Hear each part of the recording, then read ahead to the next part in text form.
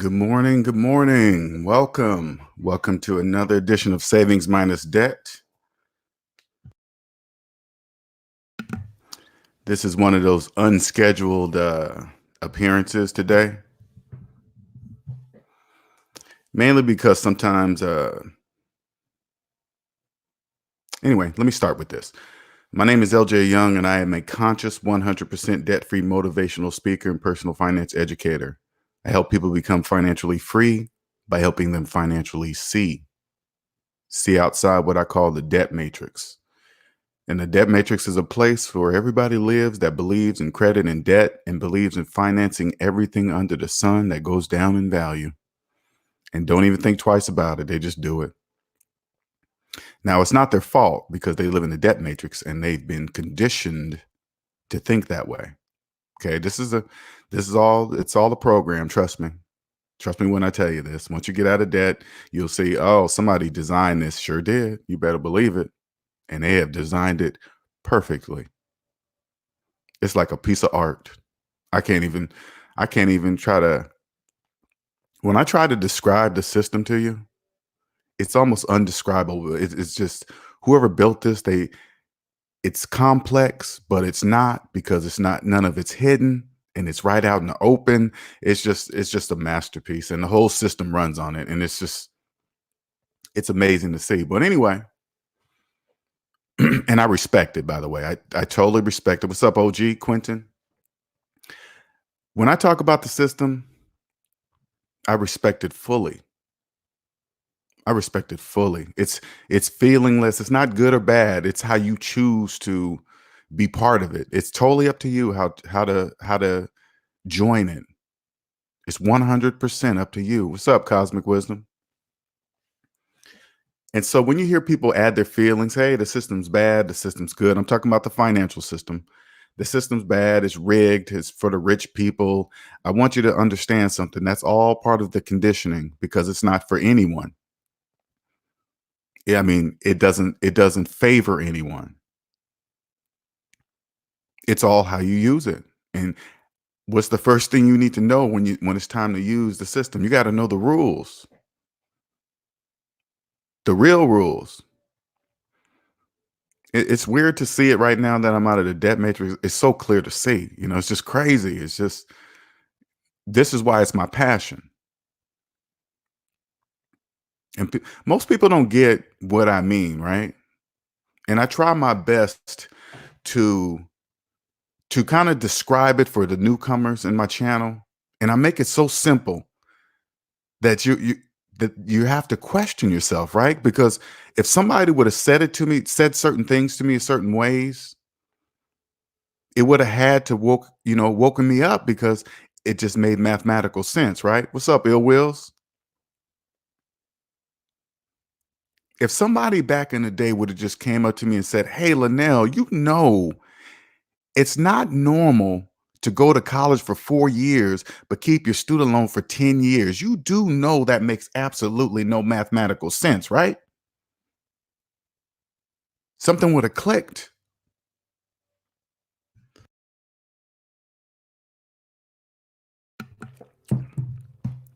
Linnell, you do know in order to have a high credit score, you must remain in debt, right? You have to know that.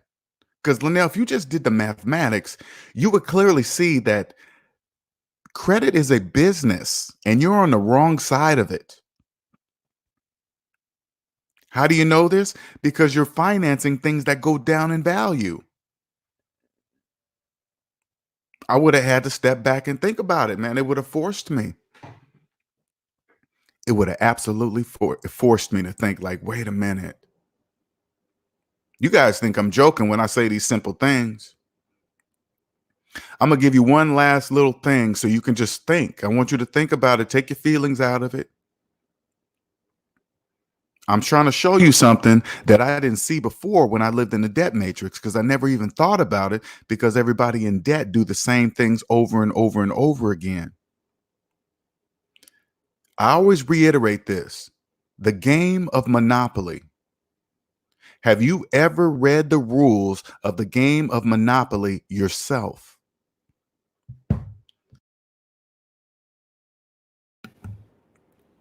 If the answer is no, that means you were taught the game of Monopoly by a person in debt. Because if you've been playing by the rules where taxes get stacked, the money gets stacked in the middle, or whoever gets out of lands on the jail-free spot, they get all the money in the corner. That's all wrong. Those are all made up rules by people in debt. Because none of that happens in the real world, but yet you're playing by those rules. I'm talking to you.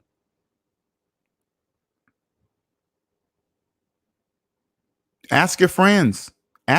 Do this. Ask 10 of your friends. Hell, ask 20 of your friends. Say, hey, have you ever read the rules of the game of Monopoly yourself with your own eyes? I guarantee you they're going to tell you no.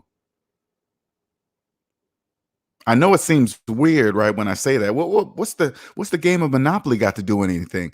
Play it from a debt-free perspective. Play it in a way, the way I teach you about money right here in this room, in this channel. Play it debt-free. Don't buy nothing if you don't have the money. You can auction off properties. You can do all that, right? Do all that. Don't buy the properties at full value. Make sure they're auctioned, because the people around you won't have any money, because they will have bought everything full price and then they're out of cash. But you buy now, they can't even afford the properties that you can auction off and get them for half price. That's part of the real world. You'll see. Go ahead and try it. And then come back and see me.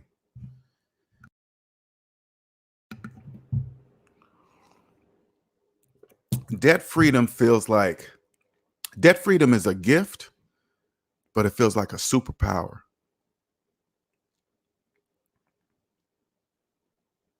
I can touch so many of you, right? But because you're gonna think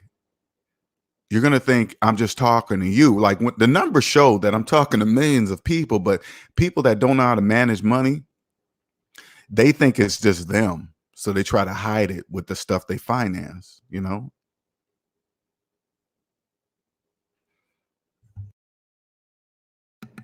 but they don't know that, right? I'm gonna show you. I'm gonna give you some examples why it feels like a superpower. For those of you with, let me tell you, or let me show you this way. You know how people that want to improve their credit, right? They can somehow join another person's card and be a legal card holder on their card or something like that, right? And so the person with the bad credit is going to somehow attach themselves to the person with the good credit to increase their credit score, because their credit is so horrible, right? 1 second.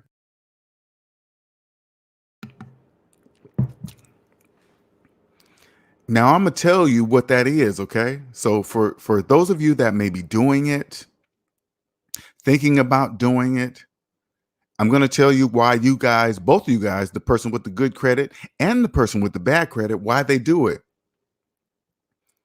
You know why they would do something like that? Because they're both in debt. That's why. Only people in debt would ever do such things. Only people in debt. Here, I'll tell you why. Here's a person that has bad credit, and they're in debt and they just don't know how to manage money well. So they look at a person with good credit as a person that manages money well. That's how naturally a person in debt thinks. They think, oh man, that person's credit score is in the 800s. They must have money. They must know how to manage money well. No, it doesn't. It doesn't mean anything. And I'll tell you why. The person you believe that has money with the good credit score, they're up to their eyeballs in debt.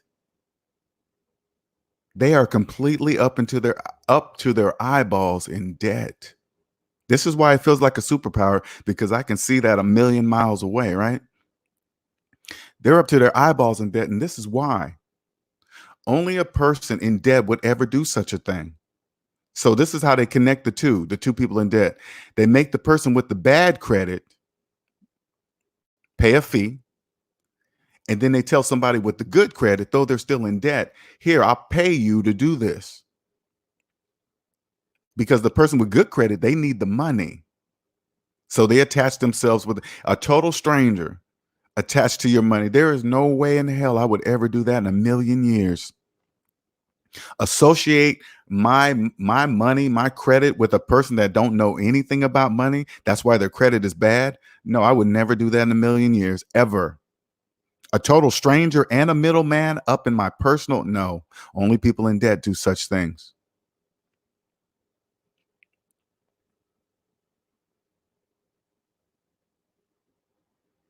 If you are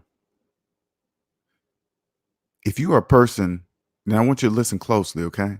If you are a person that makes a lot of money, but you're still in debt, I will change your life. I will help you make so much money, your head will spin. I guarantee you that I'm the missing piece of your puzzle. Guaranteed. You'll have this gift too. It'll feel like a superpower. You know why? Superpower. You know why? Because nobody will ever be able to fool you about money again. People in debt don't know they're in debt, so they only speak debt. They don't know that.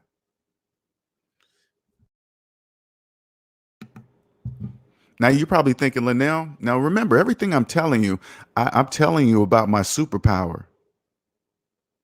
I'm telling you about my superpower.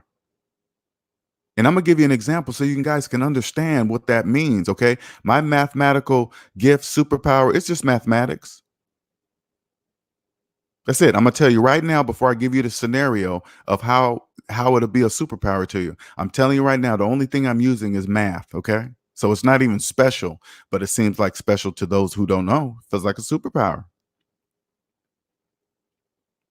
You can walk up to anybody and say, hey, you know you're not a homeowner if you have a mortgage. They will argue with you. Now, this is you that you probably thinking the same thing. Well, I am a homeowner, even though I have a mortgage. Okay, I'm gonna just ask you, listen to me closely. Could you have bought that house without the help from the bank? Did you have the cash to buy it yourself? The answer is no. So you needed the bank's help and their money. So until the bank has paid back all their money, you're not a homeowner. They own it.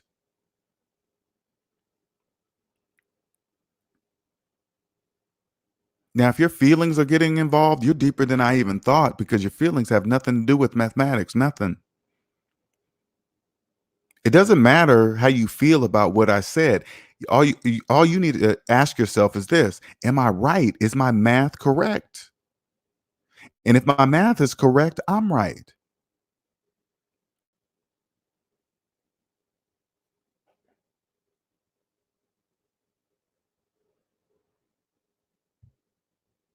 It's crazy.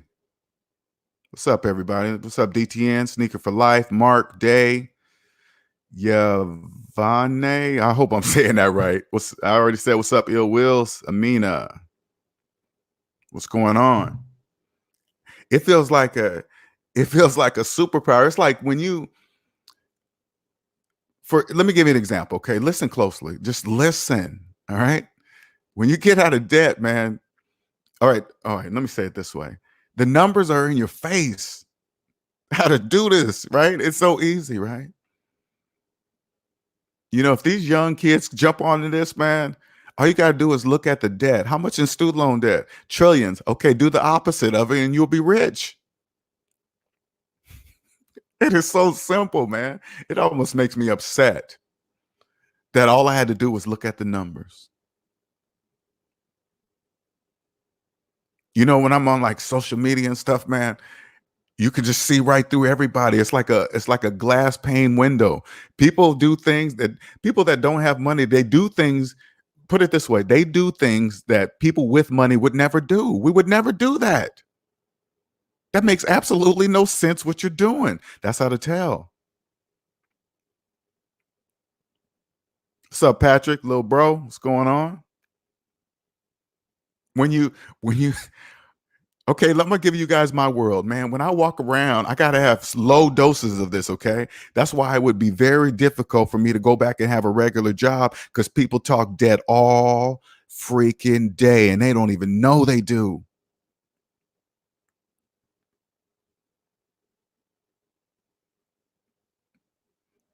looking at checking their student loan balances on their finance cell phones. They don't even know they be doing that in front of people like me,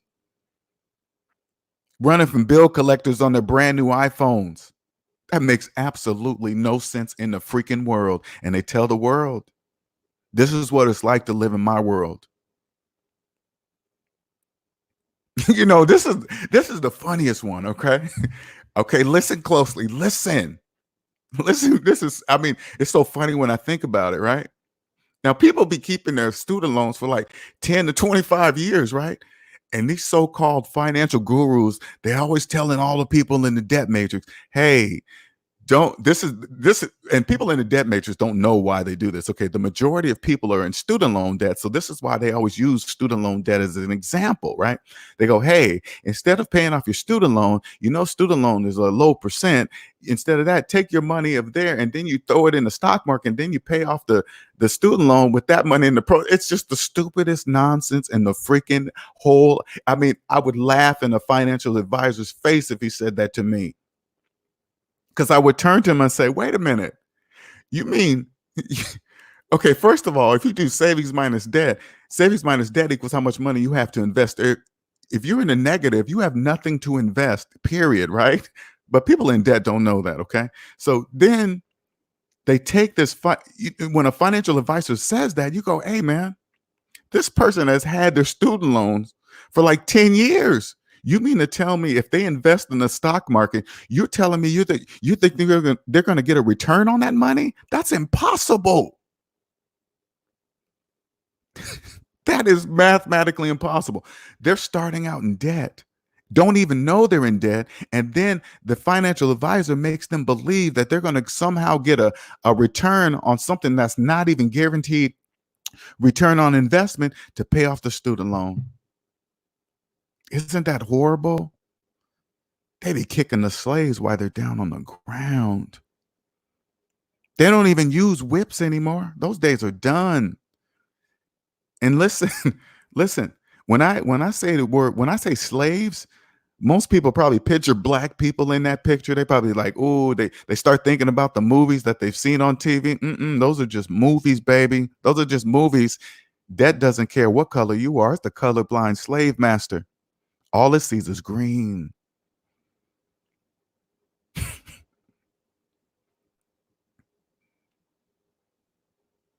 This is why it feels like a superpower, man. They're doing you guys so dirty. I'm telling you, if you're a money maker right now, I will change your life. You want to keep me by your side to a point to where you're not going to need me. I'm going to teach you so well to where you're not going to need me. I don't want to be hanging around you all the time. I'm just laying the groundwork. I'm laying the runway so you can take off. I don't want you to need me. This is for you. I want all you guys over here, man. There's plenty of room. As long as there are people in this world that believe they're homeowners while having mortgages, there is plenty of room over here, baby. How do I know this? Trillions of dollars in mortgage debt. This is obvious. It's right in your face every day. It just counts on how you look at it. Check this out. I'm gonna give you guys another one. I'm telling you guys, this is my world today. This is my world. It's horrible. Not not horrible to me, but it's horrible how they do people in debt, right? So I'm looking at this earning app. It's called the Earning app. Okay. This thing allows people, this is what people in debt can't see, right? This thing allows people to pull money from their checks early before their checks even arrive, right? And as I look at this earning app, listen, it makes absolutely no mathematical sense in any country in the world, right? It makes no sense. It makes absolutely no sense, but yet they're making billions of dollars, right? And this app is aimed at the everyday earner workers like Uber, uh, food delivery services, all those day by day, all those day by day people, right? It's aimed at them. All those 1099s, those people that don't know about money, and those people that definitely do not know about taxes. If you're in debt, let me explain something to you. If you're in debt and you don't even know how much debt you're in, you do not understand how the tax system work. I promise you. You can't. It's impossible for you to ever understand how the tax system works if you're in debt. I promise you that.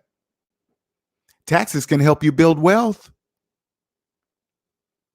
Taxes can help you build wealth. People in debt think they bring you down. No, they don't. No, they don't. I promise you.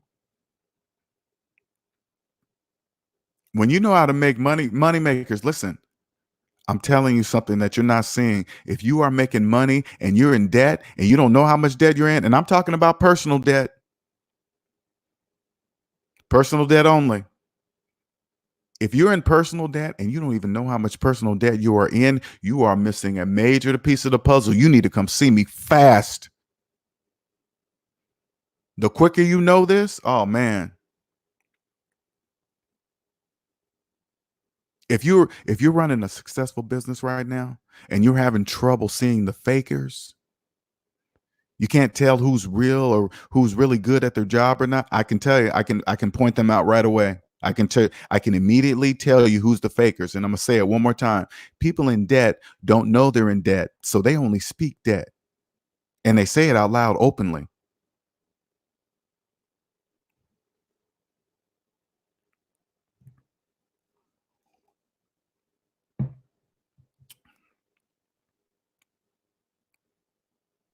When I bring you over here, there is no going back.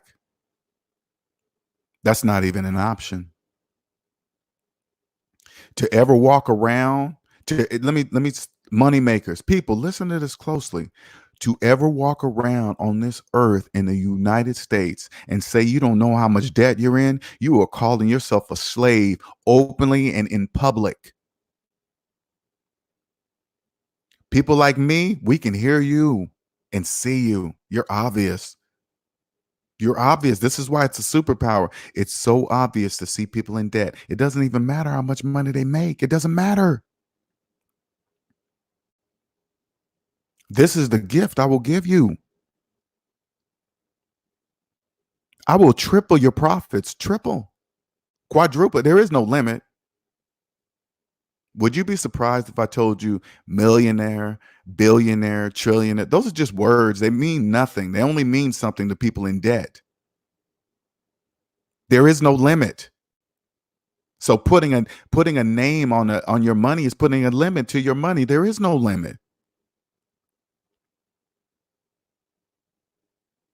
That's a trick. That's why this is a superpower.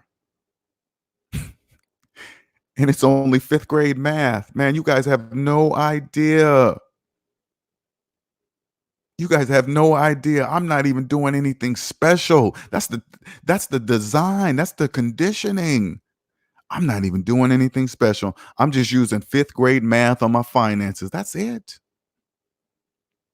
I'm killing the game. And you're probably thinking, if you're new to my channel, you're probably thinking, what you mean killing the game? You only got like 1,300 subscribers. That means nothing. Do you know that means absolutely nothing to me? Do you hear it in my voice? That means nothing.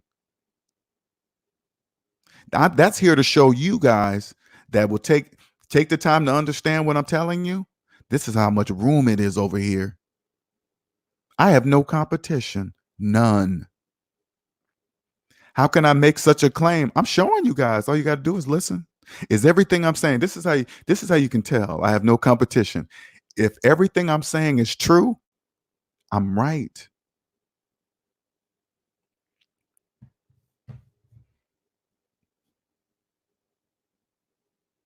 If you ever in your life went to finance a car and you really thought you got it on sale and then you went around told all your friends that you got it on sale, I'm here to tell you something. Nobody gets a finance car on sale. That's mathematically impossible. All you gotta do is do the math. That's math. You finance a car for 72 months and you really believed and you told your family and friends that you got it for a sticker price that you didn't even have the money for. You didn't even have the cash to buy it. And you believe you got it on sale. See the superpower? People who finance cars finance taxes too. They don't even know that. If you got gap insurance, guess what? They only sell that to people in debt. Don't be surprised. Are you surprised? Oh my God, I need that insurance just in case of total my car and my insurance doesn't cover it. That's because you're upside down in the car. That's why they're selling you gap insurance. You're in debt.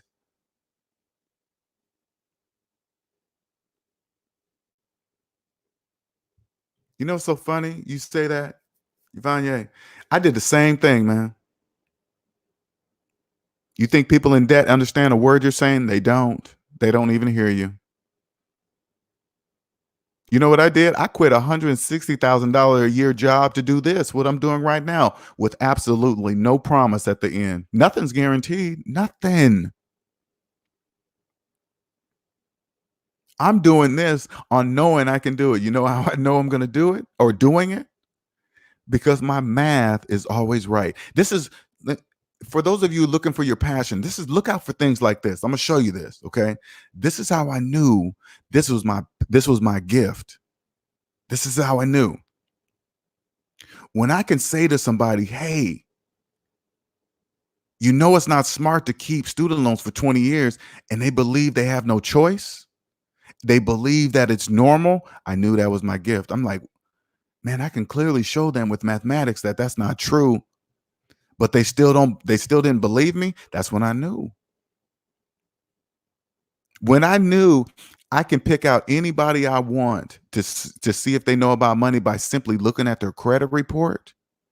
Because once I saw mine with a bunch of zeros on it, I was like, how many other people's credit reports look like mine? All I had to do was look at the numbers: trillions in mortgage debt, trillions in student loan debt, trillions in credit card debt. None of them. That's millions of people. Millions. Millions of people's credit reports don't even look like mine. That's how I knew. Then I thought to myself, you mean to tell me all I got to do is the exact opposite of the majority financially and I'll win with money? Yes, Linnell, that's the answer.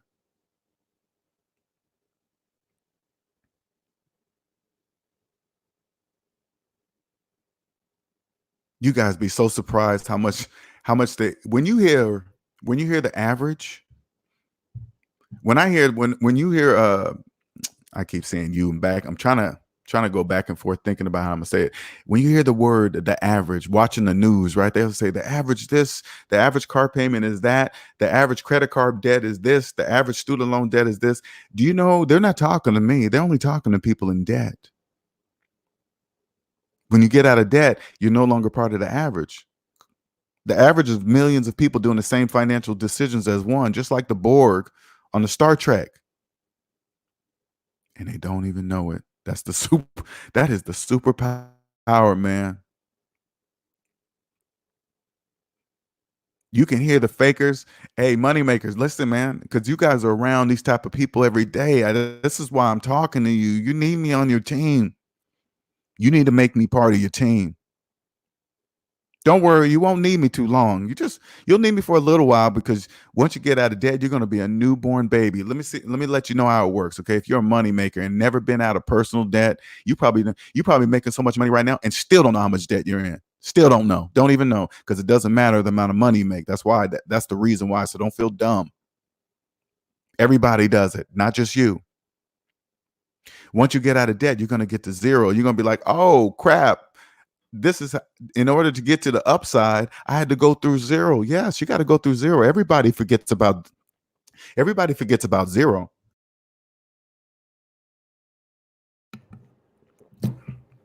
Zero's a number too, but zero's a number that people don't even like. But it's still a number. Zero doesn't care if you like him or not. Okay, it doesn't care. All it knows is that you got to go through him to start making money. Period. Those are the rules of mathematics. But people somehow forget. Once you get here, you're gonna be a newborn baby with diapers on. You're gonna have diapers. You're gonna be like, oh crap. This is how it really works. Yes, this is how it really works.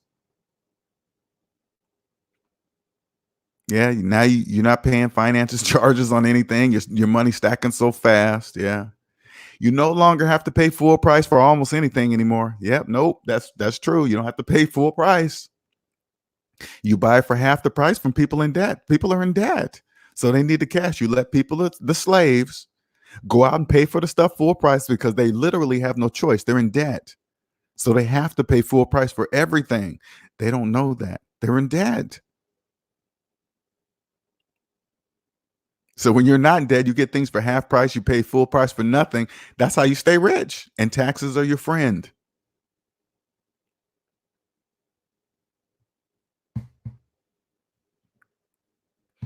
Giovanni says, I think the contentment and the happiness that people are looking for is simply just to be debt free. The euphoria of being debt free doesn't wear off. You know what? You know what?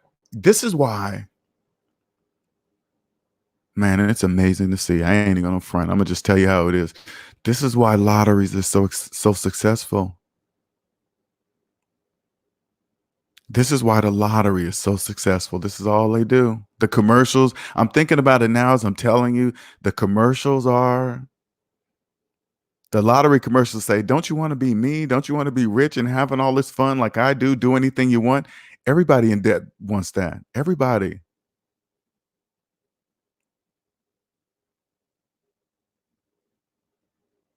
And they promise nothing. Oh my God, this system is amazing. And they see people in debt see they see the possibilities of you winning are slim to no. I mean, you got better. Never. They even say the odds. The odds of you winning are one in crazy billion number, and people still play and just crossing their fingers that it's them because they're in debt.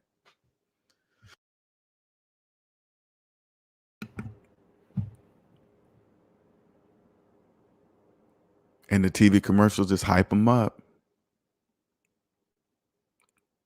and then they go and spend money that they don't even have, don't even know. It's like to see it happening.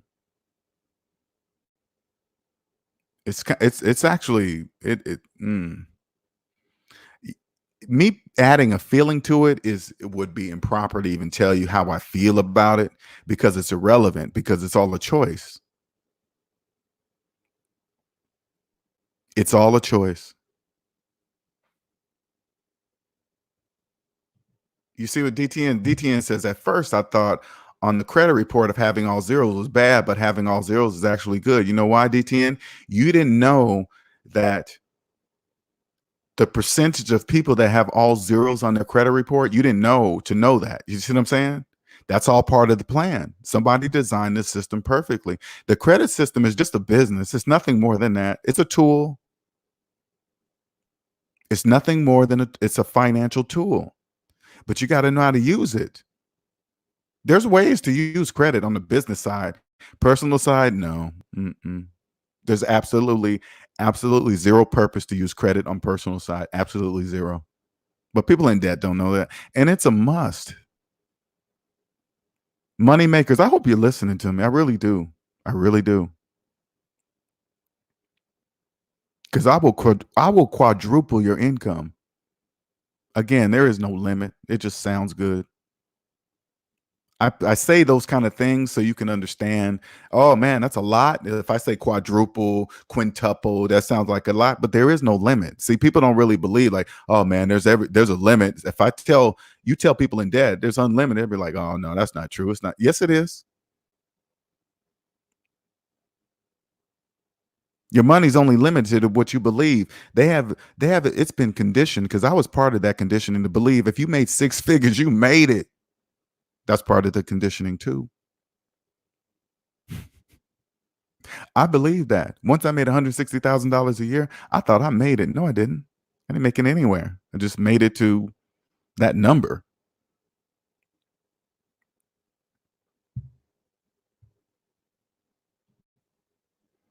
They says no one ever sells paying off debt because it isn't trendy or sexy. Yet they sell this fake life that you can finance. Very sad. And don't get me started on social media and that and what that has to. Oh yeah, social media. You know what, Dave? Social media is it's just the new TV. You know, and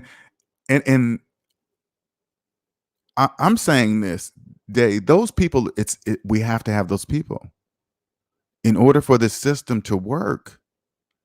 It has to be that way. It must be that way. The people and remember, none of this, all of this is a choice. They're choosing to stay there. How are they choosing this? Because they're choosing not to believe in mathematics. It's a choice. This this helps me keep my feelings out of it when I see family members, people I love, burying themselves in debt. Friends, man, it's horrible to watch. It's horrible because they really believe they're doing something. You see them go on vacations, buy these fancy things and purses and watches, and you just know they're in debt, and they're doing all this with student loan debt, and they can't even they don't even see it. It's sad, but it's a choice.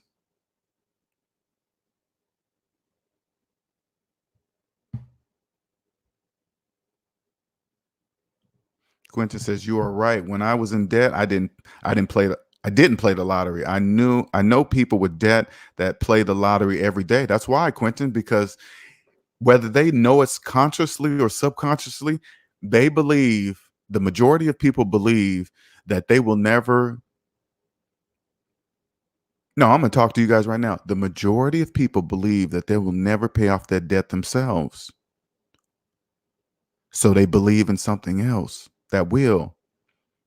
And the odds of that even happening are just like they put it right in people in debt their face. They put it right in their face. Here are the odds. These are the odds of you possibly winning this money. And they still do it. That's how that's how much faith they have lost in themselves. But it must be that way. In order for this system to work, the majority must remain in debt.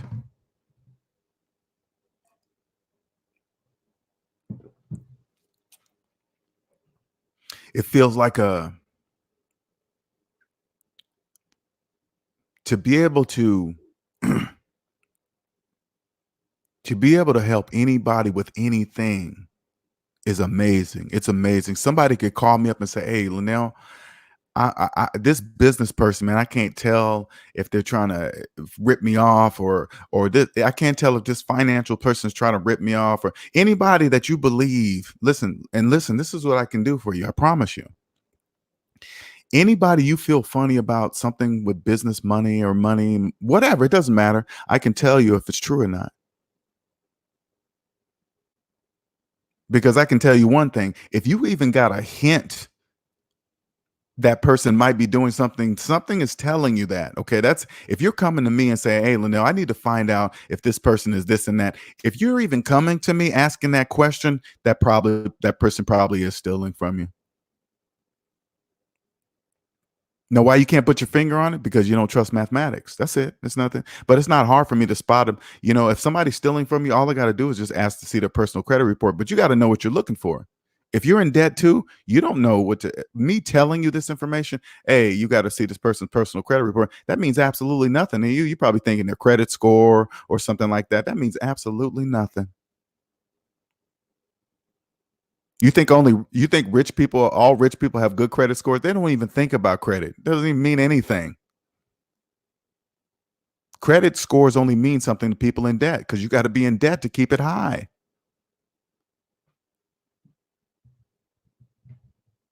Stop using credit and it goes to zero, it goes to nothing.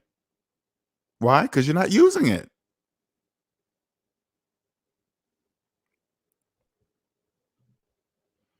DTN says, Linnell, I hear folks at work complaining that their salary ain't enough, but a lot of folks saying they can't wait to finance a new car and iPhone 11 with their tax refund rather than paying off the loans.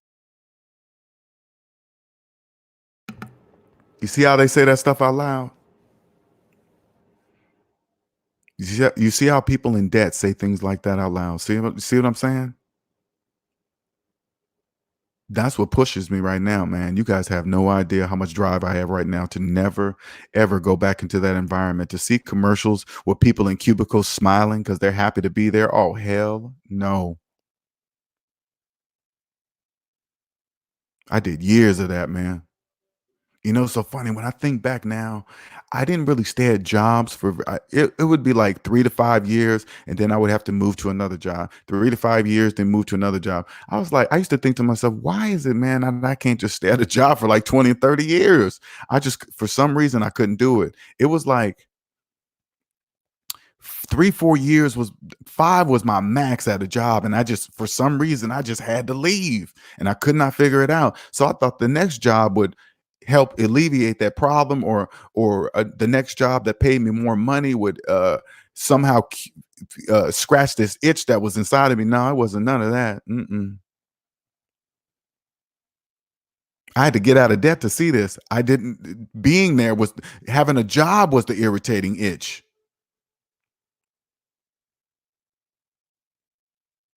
D Would you believe me if I told you 7-day work weeks is all part of the plans? Monday through Friday is the work day, hump day, Wednesday, thank God it's Friday, weekends are your days off. What if I told you all that's part of the program? Would you believe me? It is. Days of the week, even the time of day, that's all part of the program. Time is important to you when you're in debt because you gotta be somewhere, you gotta work. When you get out of debt, I don't even keep track of time. I barely know the day. I barely know the day of the week. I don't know it's Friday until I log into Facebook and seeing all the people in debt saying, "Thank God it's Friday, thank God it's Friday, thank God it's Friday." Only people in debt say, "Thank God it's Friday," because they hate where they're at. That's why they say it. They don't even know they're saying it. Thank God it's Friday because I hate where I work. I don't want to be there. That's what all that says. All that says it. And that's not even including the hours they spend in traffic that they believe they have to be in. Ooh, I was that person. Ooh, I was that person. I would be in traffic from going to work and going home, and I thought there was no other choice. Little did I know I was in the very thing that was keeping me there. The car I was making car payments on, the very thing I was in was the very thing that was keeping me there in traffic. Oh my God, I feel so stupid. I feel stupid even telling you guys this. I feel absolutely idiotic. Pissed off because I'm in traffic, looking at all the people around me in the same situation, all believing they can't do nothing. Here I am in traffic because I was in the very thing that was keeping me there. My car payments. I feel so dumb. I feel so dumb. Oh, I feel so dumb.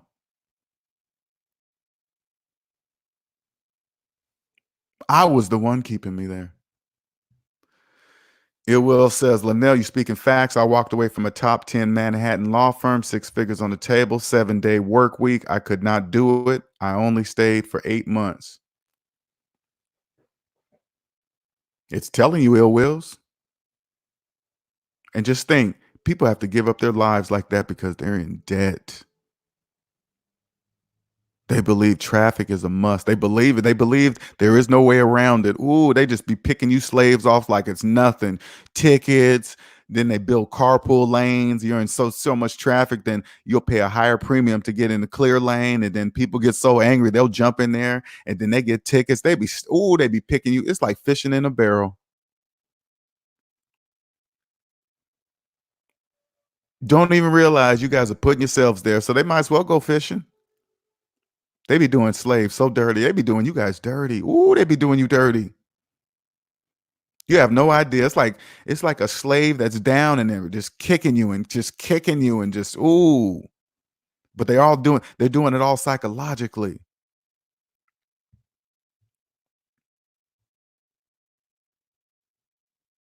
And let me tell you something. If you're a money maker, listen closely. Listen. Especially I want you guys to listen. You guys that make money. Listen. If you have 20-year student loans, 20-year student loans, and you're making money and you got 20-year student loans, I'm telling you, I will change your life right there. Just listen to that part. You've been making all this money, but your student loans are 20 years old. I can change your life. I will help answer you that question why you do something like that. Why in the world, if you're making millions of dollars, why in the world do you have a 20-year student loan? Now, if you hear me say that, I want you to ask yourself, yeah, why is that? You need to come see me right. You need to come see me ASAP. Yeah, I've been making millions of dollars, but my student loan's still 20 years old. You need to come see me ASAP. You're missing out. You're leaving money on the table. You're missing out on taxes that can just save you millions of dollars. You're missing it all. You'll pick the right you'll pick the right accountant, you'll pick the right tax person, you'll pick the right lawyer. You will never fail ever. I promise you. You'll never fail at any of that again, and you don't need to know anything about it.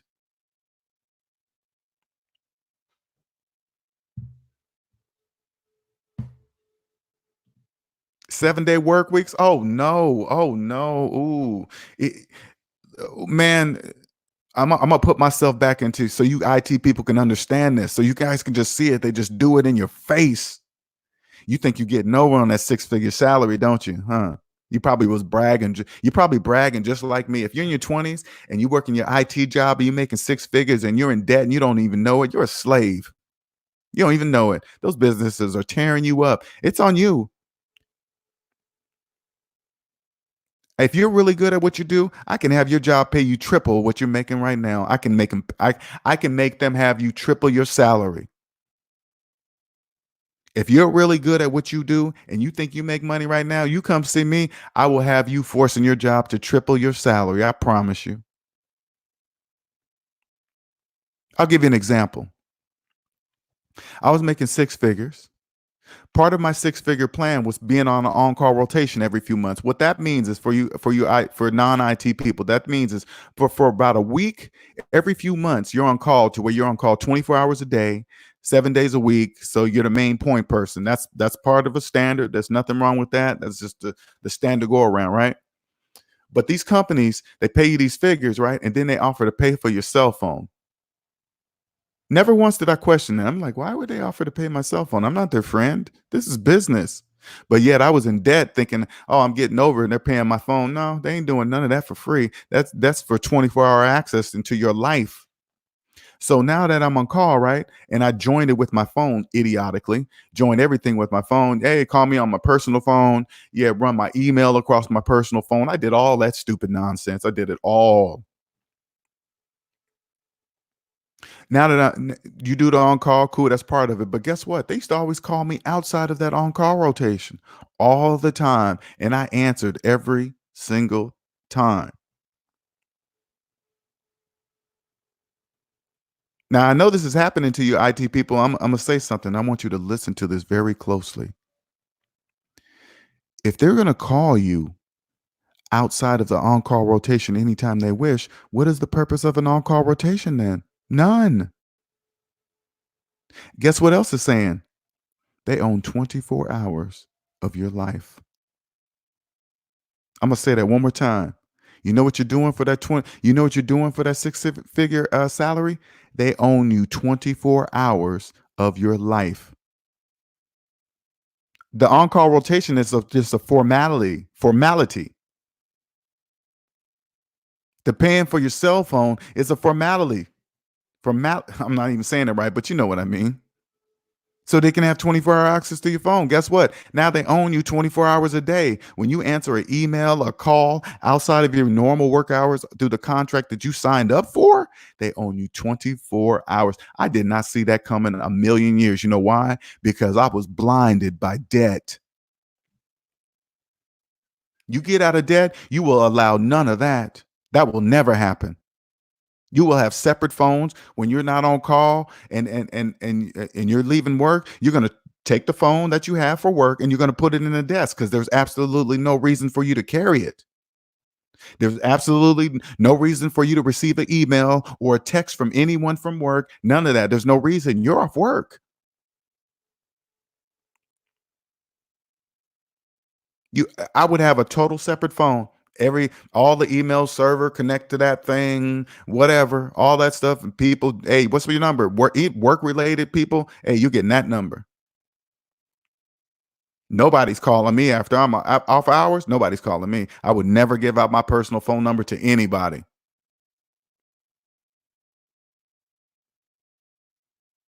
People do that. You know why I did that? You feel close to the other people around you at work, right? Because you're all in debt.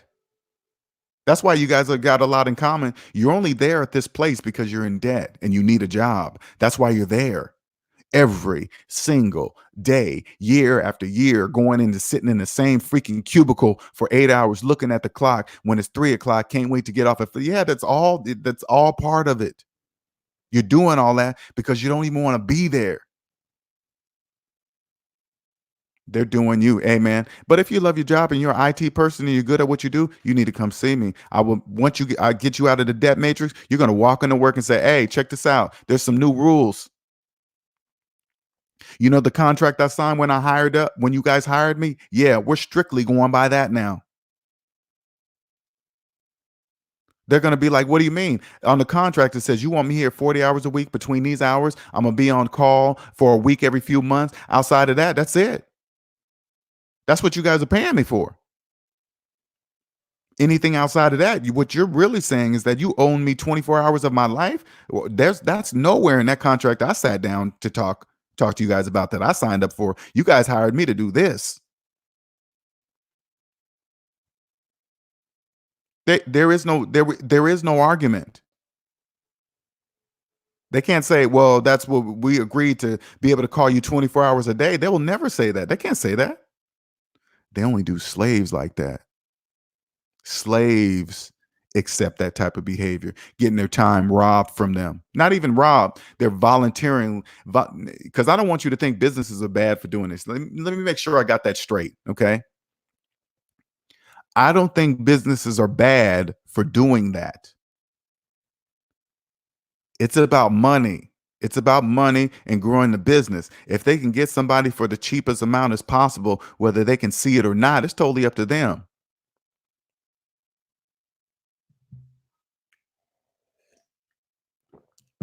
Because if they can pay you a set salary and then get 24 and get the other hours in your life for free, they're getting a deal. They're getting a straight deal and you don't even know it. Don't even know it. I didn't know it. You know how many hours I gave away, man? I used to wake up in the middle of the night when I wasn't on call and I could feel something deep down in my freaking soul that something was wrong with that. But at the same time, something would say, "Well, Linnell, you got to do it. You got bills." It was giving me the answer why I was doing it right away. Well, how else am I gonna pay these bills? I got to pay this car note. I was telling myself the answer the whole time why I was waking up in the middle of the night when I wasn't supposed to. It was telling me the whole time. I was telling myself.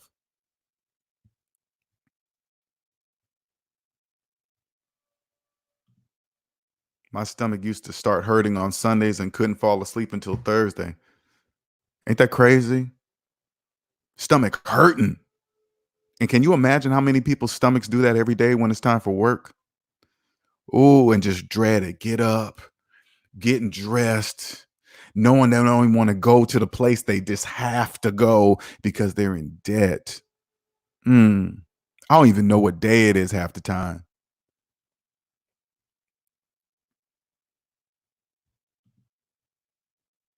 Ill will, sister Yvonne. It was like a pound gorilla off my back. Sure is. Ill wills, man. IT man, I'm telling you, it was. I won't be able to fit back in because I want. Look at look how what they're doing. What I'm saying to you, you know, it's true, man.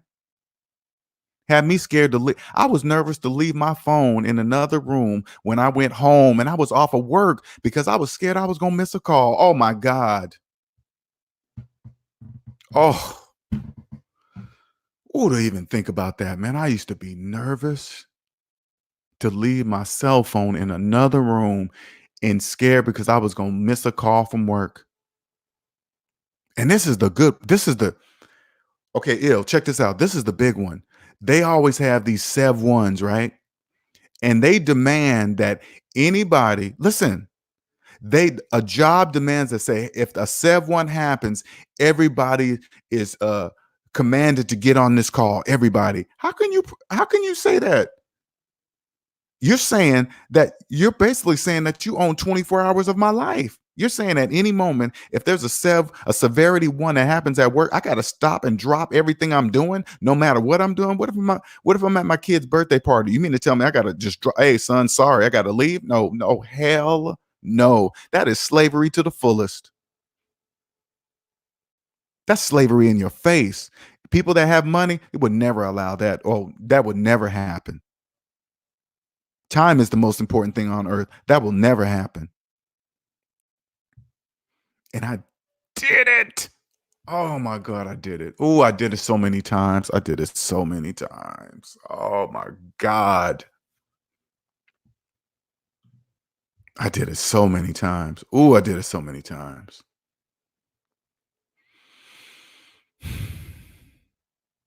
I would have made them fools triple my salary. Them fools would have been tripling my salary. As good as I would have made them triple my salary. Mm, mm, mm,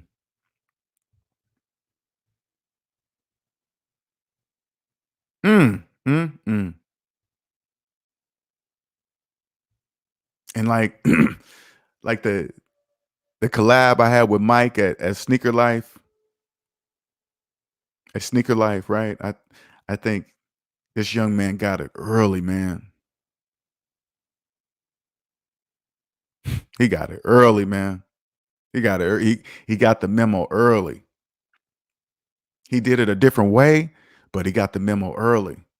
He saw the people like, wait a minute, I see this person working like that. I see that person working like that, and be like, I don't want that. There's got to be another way. There was.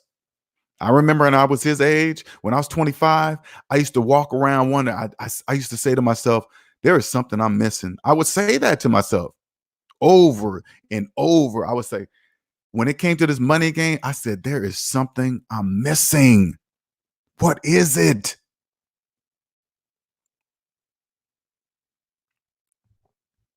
When I would use credit, I would just think, this can't be the way to wealth. It seemed like I'm just getting deeper in debt, you know?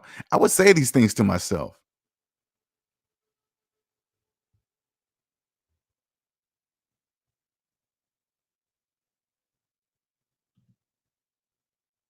That's Yvonne's Yvonne says, but no more free at last, thank God Almighty, free at last. And that's because when you're in debt, you're a slave. You have no idea you're a slave, man. And I'm giving you guys the examples. When you're in traffic like that, man, had somebody told me, Linnell, the reason why you hate traffic because you're in the very thing that's keeping you in traffic, your finance car. That would have made me think. That would have made me think. I would have been like, ooh, damn, that does kind of make sense.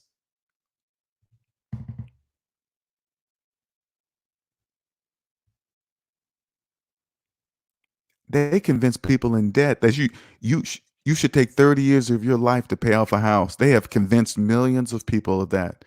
30 years? All you got to do, if you're a person that's, if okay, listen, if you're a person that is on the fence between throwing away money on rent, let me tell you something. That's people in debt to say things like that. Okay, don't listen to those people. They're in debt, and they want you to be in debt like them. That's why they say things like, "Hey, don't throw your money away on rent. Be a homeowner. This and that." Those are people in debt. Those are people with mortgages. They don't know what they're talking about. Those are the people that really believe it takes 30 years to pay off a house. They believe that. You better not listen to them. Add up all your savings, then add up all your debt. Savings minus debt equals how much money you have for a house. If that number's in the negative, you're not ready for a house, period. There is no other answer. There is no. So when you hear savings versus, I mean, rent versus mortgage, people in debt believe they have an option. If you're in debt, your only option is to rent. You have no other option to buy. You're in debt. People with mortgages believe they don't have a landlord. Yes, they do. The bank. The bank is the owner. They're the landlord. Don't listen to people in debt. Don't. Please don't. Yvonne says, Linnell, that was me. I would u- I would used to walk around with a cell phone at home, afraid I'd miss a call. And if you are working on a go live project, stress is nonstop. Ain't that was me? That was me. Yvonne says, I remember those Sev ones. I remember one boss wanted me to pull over on the highway to take one Sev call. I was like, what the F? Yeah. And you know what you do? You do it because you're in debt. I allowed a job to own me. I allowed a company to say, made me afraid to leave my phone in another room, even though I was off of work.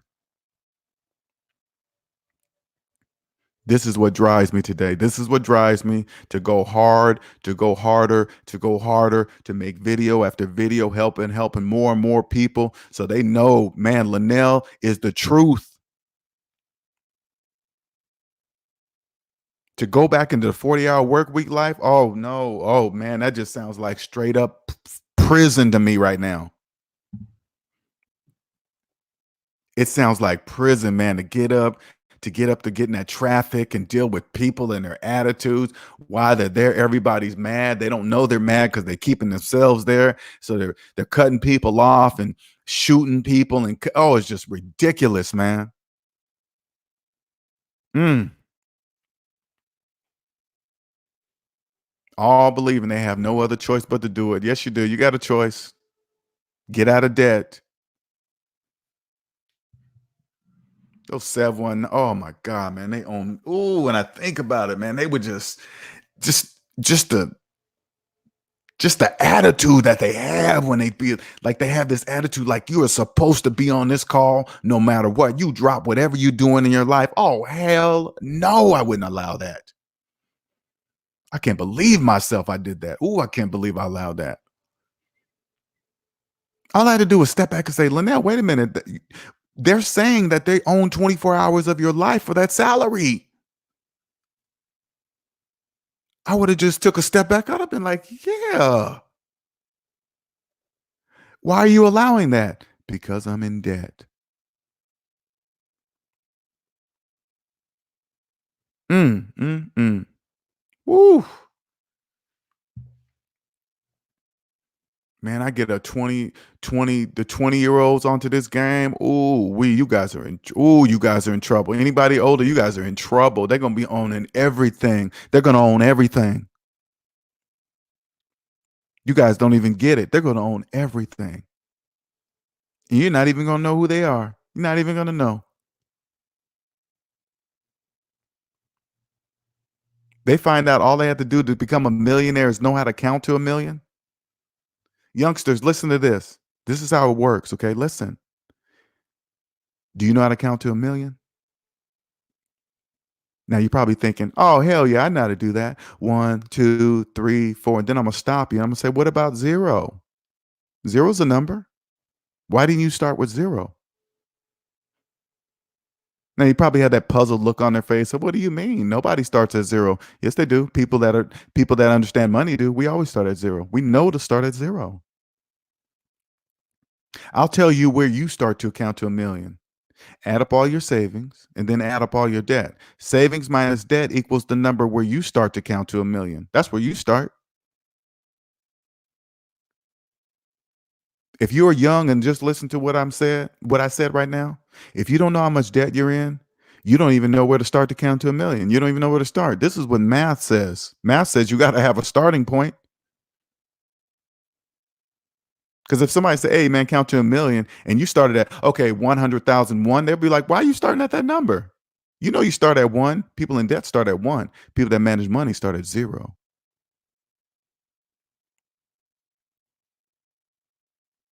You find out the exact amount of debt you're in, you start there. You start there, then you start there, you get to zero. Once you get to zero, then you go up. Then you're on the other side of zero. Right now, you're on the wrong side of zero. But don't skip zero. Don't ask 100 of your friends, hey, you know how to count to a million? I guarantee you they all start with one. Guaranteed. They don't know where to they always forget about 0. Totally forgetting zero's a number. People, millions of people do it. If this is you, don't worry about it. Millions of people do it. They always forget about 0. 0 is the only lonely number, whatever that song was. If you're young and you're listening to me, I will make you rich.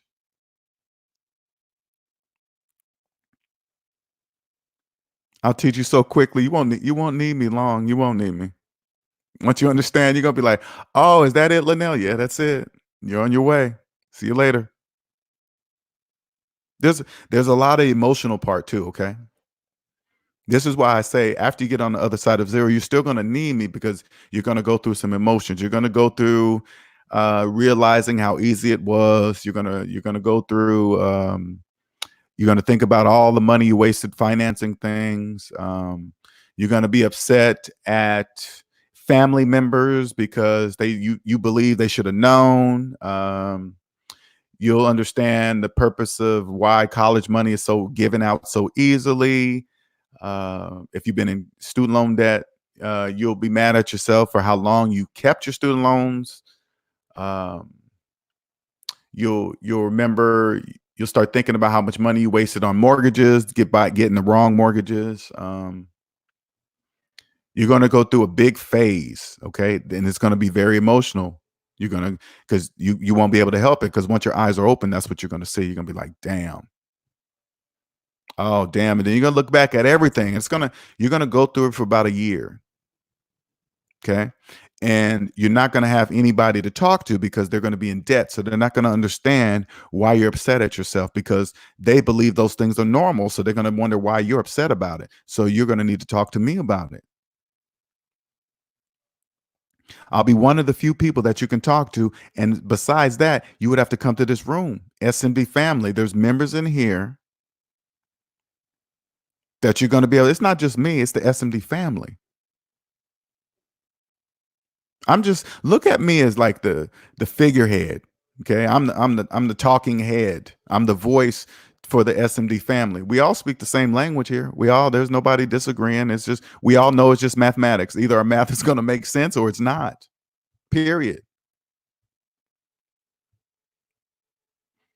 You guys are talking in here too. Let me get back there because I'll be yip yapping. I'll be missing everything you guys be saying.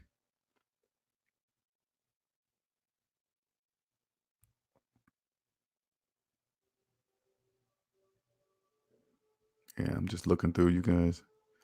But my company, the network guys, like Cosmic Wisdom says, but even at my company, the network guys work like crazy. My background is in software dev, and now I do project and programming management. Yeah. I was in the networking group and stuff like that, just flipping out. Never do that crap again. They said, maybe I'm weird, but I've never been afraid to set boundaries at work. My mom raised me that way. So job security or not, you aren't allowed to disrespect me at all. I don't care. I mean, the jobs I had there, it's not direct disrespect. I'm saying disrespect by taking your time without you knowing it, right? Right? Making you, I don't know. Team player to me right now, when I look at team player means work for free. I'm not working for free. Yvonne said, Lord, we just telling our age. I remember working on Citrix when you had to write all these batch files to get an app working on Citrix. Wow, I know. First Prince CEO says, you have a choice. You definitely have a choice. I know Fresh knows it for sure. I'm just wondering how long Fresh is gonna last at his job. I mean, your job is so relaxed. I can imagine just chilling there. That looks like a very relaxing job. Very relaxing. It will says facts. You had those farms. Now Citrix calls it a site. Yep. The rebranding every year. Yes, yes. It call help you publish legacy apps. Now Microsoft have Kubert. See, I don't even know that. And Dockers for these legacy. See, I've never even heard of that. I've been out the game 4 years now. I don't even know any of that stuff. Fresh Prince CEO says family ties. When Uncle Young speaks, we listen because the math talks through him. See what I'm saying? And thank you for saying that, Fresh man, because I want you youngsters to. I want you guys, like the young people that can hear me. I love that they can hear me because then they can talk to other people their age and say, "Hey, man, this is all he's saying. He's just saying math. He's not saying anything fancy." I know they can translate to say to them, "He's not saying anything fancy. I know it sounds fancy. It sounds fancy because you're in debt, right? Once you get out of debt, you'll see that he's not saying anything fancy, and then it'll be clearly be able to see how you can be rich, wealthy, whatever you want to call it. It doesn't matter, but you'll understand that wealth is owning the time in your life. That's the true time is the most important thing on earth. Everybody knows that. Everybody knows you're going to die one day, so it's got to be time. So you got to figure out a way to own the most time in your life. Once you own the time of your life, you have as much time as you want to make as much money as you wish. That's how it works. And for those of you that about to start your own business, let me tell you guys something. First, get out of debt. Let me tell you my journey, how the savings minus debt even came to life. Let me tell you my journey. First, you got to get out of debt. Get out of debt first. Okay? Because if you try to start a business while you have a job and you're in debt, the only thing you're thinking about, what kind of business can make me the most money to change my situation? You start your own business like that, you're doing it the wrong way. I promise you, you're doing it the wrong. You try to come out here and go straight for the money. Sorry, you're not earning anybody's trust. Nobody's going to believe you. Don't get me wrong. When I first came out, it was about, oh man, I need to, you got a million people trying to help you start up. I get it, and I get their help, but they're trying to figure out ways so you can make money right out the gate. Nobody don't know you. If they don't know you, they're not buying anything from you. They don't trust you. People in debt know people are trying to sell things to them 24 hours a day. What's going to make you different? You got to earn their trust. As soon as you crack your lips to a person in debt, hey man, I got this deal. Automatically, they know you're trying to sell them something. Automatically, right off the bat. Oh well, what's your product? What are you trying to sell me? This and that. You no, you gotta get out of debt. This is how it went for me. I got out of debt, and then I learned that I had a gift. Now I had to say, okay, how am I gonna project this gift to people so they understand what I'm saying? Just mathematics. And I was like, ooh, it's that easy? Yes, that easy. And then show them with things that they do every day and don't even know they do, and then prove it to be true with mathematics. That's all I'm doing.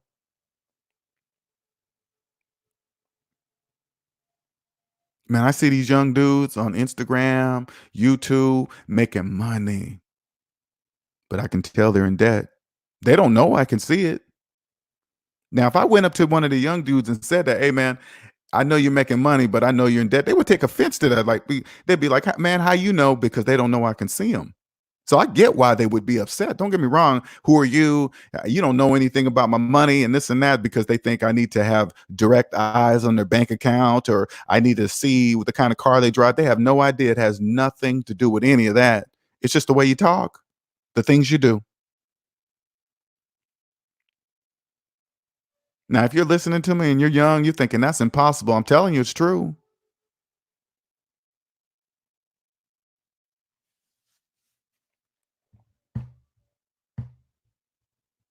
I'm telling you, it's true. It feels like a freaking superpower. I feel like I'm walking through this bad boy like I'm Neo. Nobody can mess with me. Nope. Financially, personal finances, nobody can mess with me. Nobody. It sounds now when you hear me say that, it sounds like I'm saying something like I'm a badass or something, right? Nope. Their math is either going to be right or it's going to be wrong. And if it's wrong, everybody's going to see it because everybody has calculators on their phone.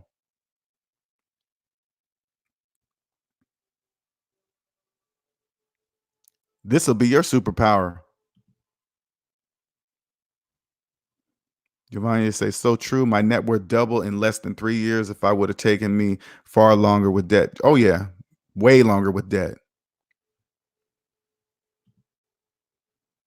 Yvonne says, get out of debt, including mortgage, save 25% of your annual expenses, develop passive side hustle income, keep expenses low.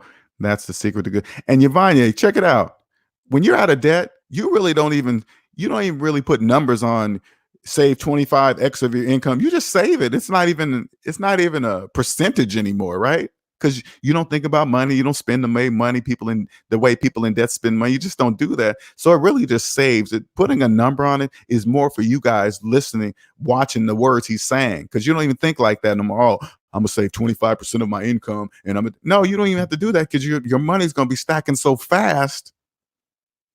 You probably look at it a different way percentage wise for tax reasons. You'll change from thinking you need to save this much to so you can have $1 million later or whatever, right? And then you'll change it to where, oh, I need to put this percentage into this so I can save on taxes, so I can. It's totally different.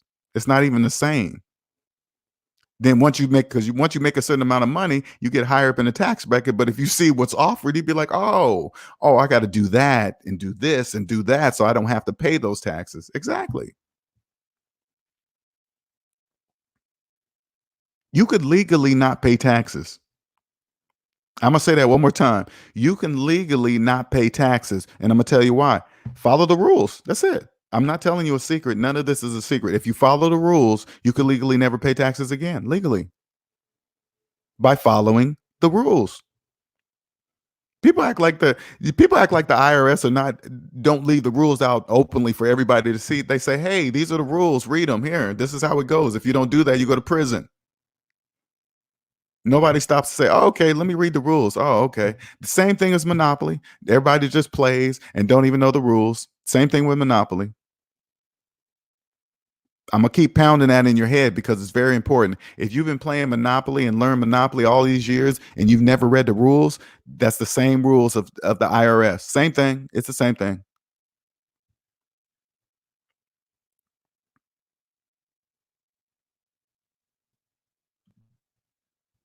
Giovanni says, Linnell, the 25x part of the FIRE movement. If you have 25x your annual expenses invested in an index fund, theoretically, you will never. Oh, no, I mean, I understand the investment part. I do. I'm just saying in general, just not say like you had no investments. I'm just saying, just your plain income, you're coming in because investing, when you do that, I get it because you're investing real money. You have real money. You're not investing borrowed money. So I get it. No, I understand. I'm just saying in general, as a regular person working at a regular job, you won't really think about saving your money like that because your checks is going to be stacking so fast. You will you will have to start doing what Yvonne is saying, 25x of your, because for tax purposes, you have to do that. Because when you start making more money and you don't do things, tax saving things. 'Cause remember, the only investment that is guaranteed ROI are taxes. That's guaranteed ROI every year. It's better than any investment in the world, any investment. So what I mean by this, you got to look at money collectively. Okay, collectively, you got to think how many. Okay, so the majority of people are in debt. 85% of Americans are in debt. So those people cannot afford to max out a 401k of 19,500.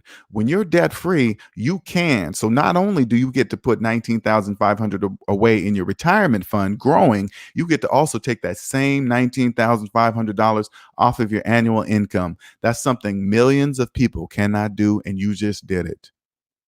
And you do that year after year. This is what I'm telling you guys, information that you can do without investing outside of yourself at all. You can practice with yourself. Practice with yourself first.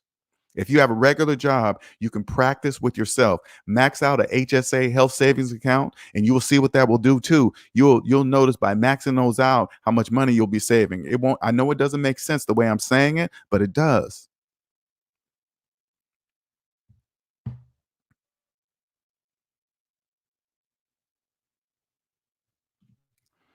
Ivania says the fire movement uses the Trinity study to determine when they can quit working, having 25 extra annual expenses, and that number used to make that determinant.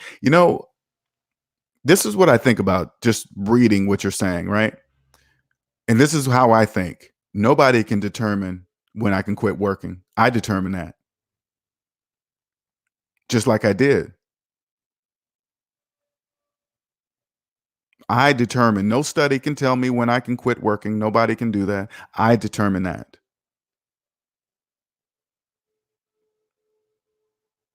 And but don't get me wrong, I get it. I get why they're doing it and what they're saying, and it does work. I'm sure, because some people need a plan. And but I promise you, what I teach, nobody will be able to determine. You'll right when I teach you what I teach, you'll know exactly when you can quit working. You'll know exactly when,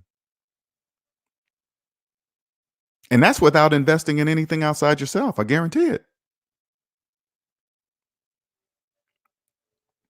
Is it going to be easy? No, it's not going to be easy. Not even close. This is why my channel is unlike any others. Nobody teaches this. I create the foundation. I teach you to invest in yourself 100% first. Once you do this, you'll know exactly what to invest outside of yourself. You'll know who to go with, you'll know who to understand with, whatever.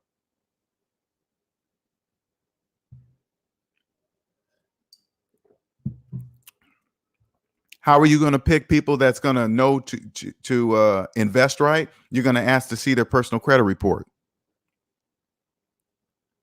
Anybody that tries to give you financial advice, you ask to see their personal credit report. It will tell you everything you need to know. I promise you.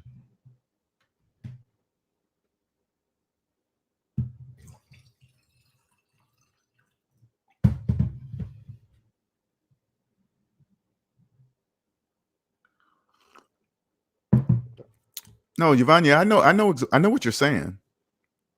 I know exactly what you're saying. It doesn't. I mean, I'm not saying that their plan is not going to work. I'm not going to say that they don't know what they're talking about. I'm not saying any of that. I'm just saying what I teach teaches people that they don't even need that. They don't need some special program to tell them when is their financial independence number, or when they'll know right away. They'll know, oh, this is it.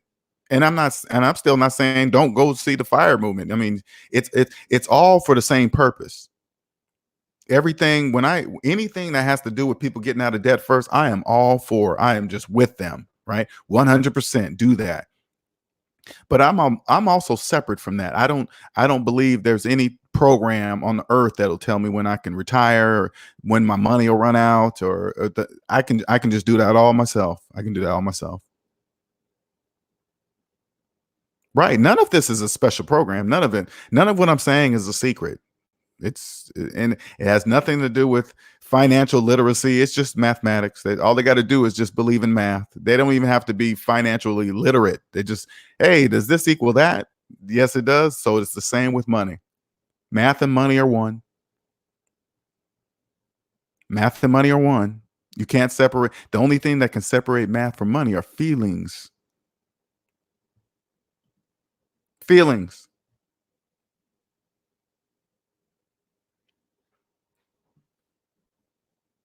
This is what makes me different from most.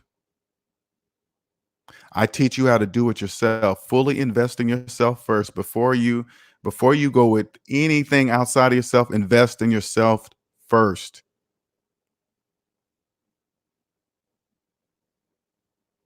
If you have a 25-year-old student loan, no investments outside of you is going to get rid of that student loan. You have to get rid of it. Nobody's program, nothing. You have to get rid of that student loan. You.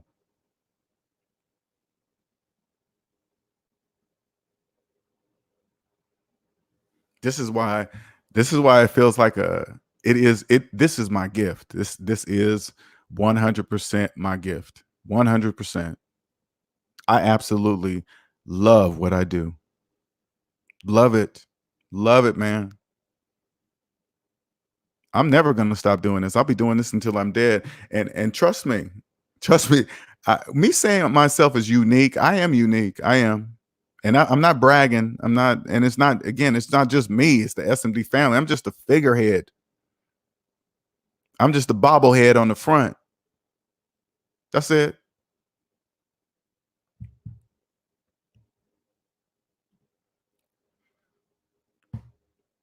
Cosmic Wisdom says, no matter what you choose, getting out of debt will help you to your goals. Oh, most definitely.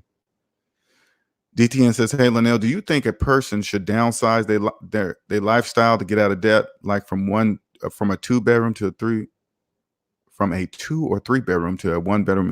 This is what I say to that, DTN, okay? Put it this way. When you add up all your savings, because this is a good question, because people get this from a lot of people. Add up all your savings and then add up all your debt. Savings minus debt equals how much money you have in real life. If that number is a large negative, hell, if you don't even know that number, you're a slave. Savings minus debt equals the cost of your slave papers. Okay? If that number's in the negative, you're a slave. And that's the price of your slave papers. If you want to be free, you want to walk around the United States for free, that's your cost. Now, if you understand what I'm saying is true, because you're probably listening to me and think, oh, that's not true. Once you believe it to be true, you're going to do anything you want. You're going to do whatever it takes to get your slave papers. You're going to do whatever. So if it takes going from a 2 to 3 bedroom to a 1 bed, you're going to do it. I did it. That's what I did. I sold everything, moved from my fancy high rise into my into a room in my sister's house. People thought I was crazy on smoking, on in debt, or just whatever. People in debt make up some of the stupidest things I've ever heard in my life, getting out of debt. Oh my God.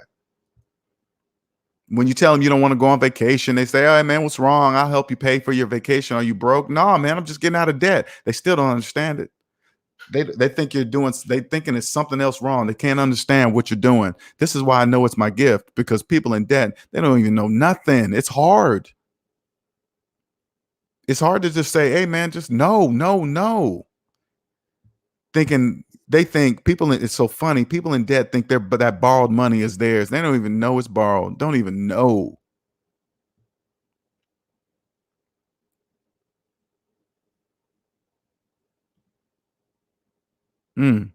Jay says personal finance surely is personal. The point is that once you knock the debt out, your whole world opens up. It truly does. Giovanni says, I downsized to get out of debt. I sold my big fancy home and paid cash for a smaller home. Best financial decision I've ever made. I'm jealous of you. You got a paid off house. That move alone with a paid off house, you're so financially ahead of people. You guys don't even know, man.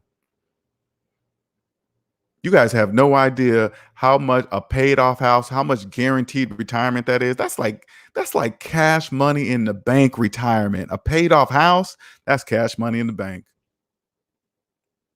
Cash money. You got millions of people walking around in the United States calling themselves homeowners with a mortgage. And here's a person that has a paid off house who is truly a homeowner. Man, you guys have no idea. Had I known this 25 years ago, ooh-wee.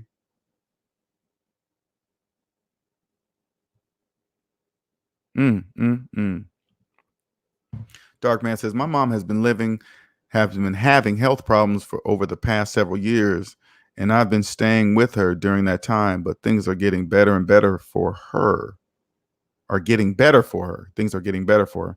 I really want to move out, but I feel bad.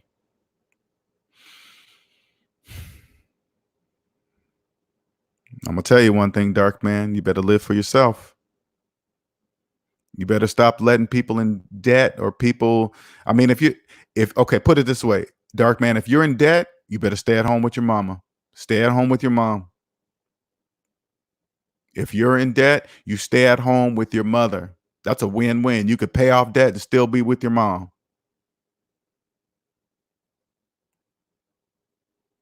Nah, man. If you're in debt, you better stay at home with your mom. You better don't care about what people think. Don't care about what people say. Hey, man, he's this age. He should be out from his mama's house. He should be having a house and a dog and 2 kids and married.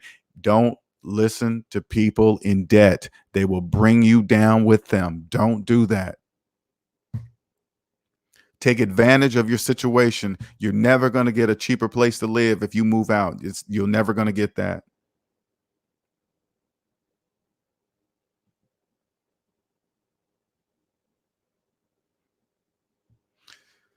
What do you mean by you're lost, Dark Man? What's that mean? What does that mean? Day says, think of how much space you actually need. You don't really need much space. Yvonne, it's the best feeling in the world. I wish I had known too. You know what? I'm thinking, think about this, Yvonne. Think about this. The last 4 years, I've been living off of $30,000 to $35,000 a year. And that's not even trying. I'm not even trying. Okay. I'm not trying to live off that much. That's just how much it costs for me to live. It's not even that much, right? I mean, it's always been that way, but I didn't know it was that way because I was in debt. I didn't know. Now that I know, I mean, even for not only to live life off of that much, and I'm in the lower tax bracket, so that means I pay less in taxes than everyone. It's just like it's just amazing how much money is just you can save. It's just the weirdest thing, right? But the news will tell people in debt, if you make around $30,000, you're broke, you're poor, you're barely making it. But people in debt don't know that they're talking about people who make $30,000 who are deep in debt. They don't know that that's who they're talking to. You know how much less stress I could have had not trying to be so high up in the computer industry, man.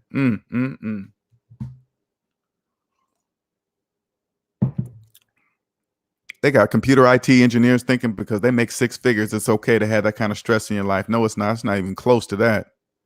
That will never happen. Reigning Woman says, contribute financially and chore wise to while living with your mother. I would do that as long as I could till I got out of debt. Yvonne says, tiny homes. A black couple moved into a tiny home and paid $125,000 in debt, and one paid off $125,000 debt. Got it. I think I saw that. Now they are debt free with no mortgage, and they are only in their early 30s. Congratulations, man. I hope you 30-year-old, 20 years. I hope you guys are listening, man. I hope you guys are paying attention. You need to come see me. You need to come see me ASAP. I know I can't get to everyone. I'm in the process of automating this process, man. I'm gonna automate step one in this process. I'm gonna automate it so you guys can do it yourself, because I understand money's personal. I'm learning that people don't want to reach out because they just don't want to feel like they just been stupid with their money. They should have did this a long time ago. So people would rather do it themselves. So that's what I'm gonna do. I'm gonna automate this process to where you can just do it yourself. But then when you need to talk to me, people that need to talk to me, when you get to zero and you get on the other side of zero, you're going to need to talk to me then, because it's going to be a whole new world. It's going to be a whole different type of language. People are going to talk differently. They're going to know they're going to know you understand, because you're going to talk differently. You're not going to talk the same about money and finances and build and houses and cars and stuff. You're not going to talk the same way. Devanya says, house hacking by duplex. Oh, yeah. Renting on one side, doing that. Yeah. But even better than that, when you get out of debt, housing market prices are not going to matter to you, because as long as there are people that believe they're homeowners with mortgages, you will never have to pay full price for a house again. You don't have to do that. All you got to do is wait for a tax lien or foreclosure or for a big company to close down, because everybody's going to lose their house because they depend their whole lives on that one single job. They lose that one single job, everything falls. It's just like a tree. It's so obvious today. And I remember when I was in the debt matrix, I used to think that to myself. I used to think, man, if I lost my job, I would be in trouble. That still didn't wake me up. Even though I knew in my mind that if I lost my job, my whole life would change, that still didn't even scare me. Didn't even scare me. I just went on life like it was nothing. Darkman says, I'm lost, meaning torn between staying with moms while paying off debt and getting my own spot. Not going to lie, been missing having my own space and having company over, if you know what I mean. Just what I'm saying, Jeff. Listen, if you're in debt, you have no money to get no other place. You got to stop believing that you have a choice. That's the problem. You got to stop believing that you have a choice. You're in debt. You have no choice. That means you have no money. If you're in debt, you have no money to get your own place. It doesn't matter if you want company over. It doesn't matter if you need your space right now. You got to earn that. You're a slave right now. Slaves don't have choices. Slaves don't have choices, man. If you're in debt, you're a slave. I mean, having a slave, hey, man, I want my own place. They'd be like, what are you talking about, slave? You want no choice?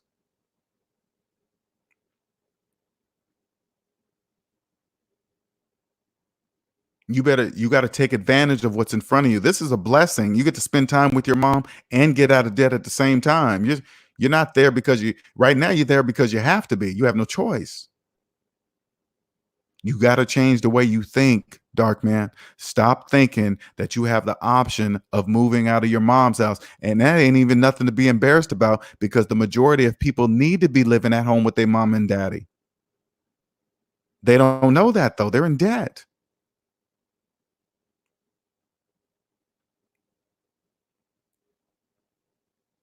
Sub Jaws 2003. They says first mindset move is not to care about what anyone else thinks, and folks don't have to know your business. Talking to Dark Man.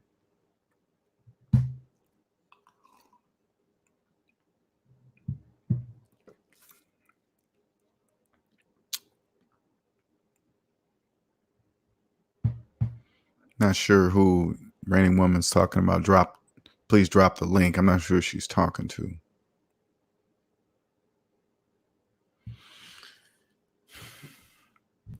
If you're listening to me right now, man, and you want to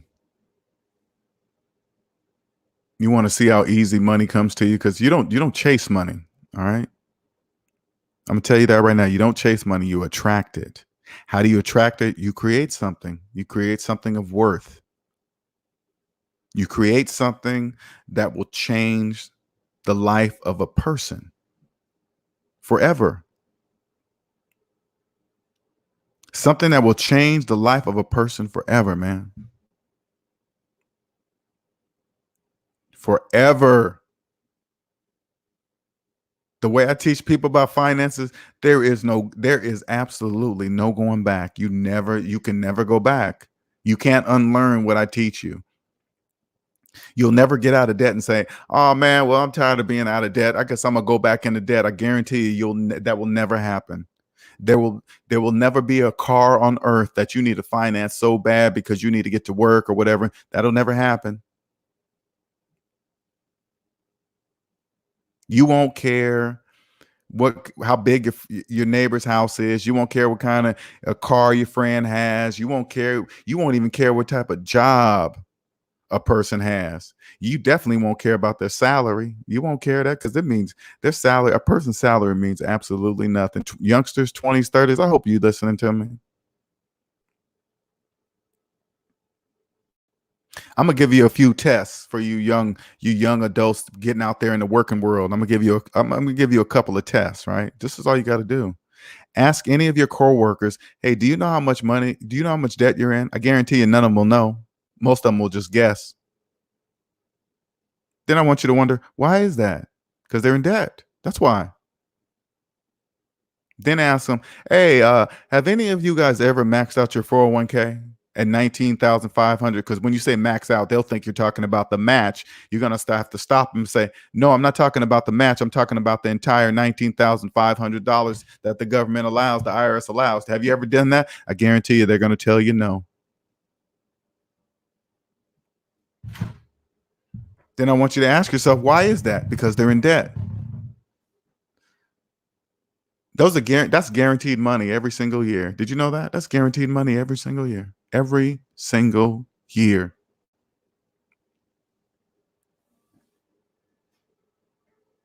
You will have a gift Again, I always tell you guys the story in a way that I wish somebody would have told me when I was in my mid-20s to my 30s. Because right there, when you start going on to your 30s, you got all the people in debt making you believe that you have to have a house by this age. You got to be married by this age. You got to have kids by this age. Let me tell you something, young people. You get out of debt, your credit report is going to look such a different way. It's just going to have a bunch of zeros on it. I'm going to just tell you, it's going to have a bunch of zeros, right? You won't even pick, you won't even take anybody, you won't even date anybody serious, let alone marry. If they're in debt and you're not in debt and they don't care about being in debt, you would never take them serious. I don't care how fine they are. I wouldn't care what kind of career they have. If they're a doctor, lawyer, pharmacist, own their own business, if they're in personal debt, you won't even care. You'd be like, sorry, we can't be serious. They're gonna be like, why? You tripping over money? No, you're in debt. I'm not tripping over money. You won't have no money. Oh, you don't think I make enough money? No, it has nothing to do with how much money you make. You're in debt. That's what I'm trying to say. They're not going to hear you. That's why you'll never take them serious. You're going to save yourself so many bad relationships, so many divorces. You're going to prevent all that simply by staying out of debt. You're going to avoid all that. And I keep telling you guys, this is serious business. You're going to avoid so many bad relationships. You're gonna save yourself from losing friends by letting friends borrow money. You're gonna stop all that. You're not gonna loan your broke friends money. You're gonna be like, you're in debt. I'm not gonna give you no money because I'm not gonna get it back. How you know that? Because you're in debt. They might get mad, but it's much better than losing friendship over money. So you just, hey man, they won't let me borrow money. You're just mad because I said no. Oh well, you just got to be mad about that. Much better than being owed money. I tell you that shit. Oh, excuse me. I'm sorry. I don't cuss, but it got into me at that moment. I tell you that much. I know. You know what? I cuss because it happened. Okay. All right. Like my feelings got up in it, and I accidentally cursed. I don't like cursing on my channel, but my feelings got in there, and I told you to keep keep your feelings out of your money. But sometimes when I think back, I mean, had I known this, I could have saved a couple relationships by simply saying no. That's it.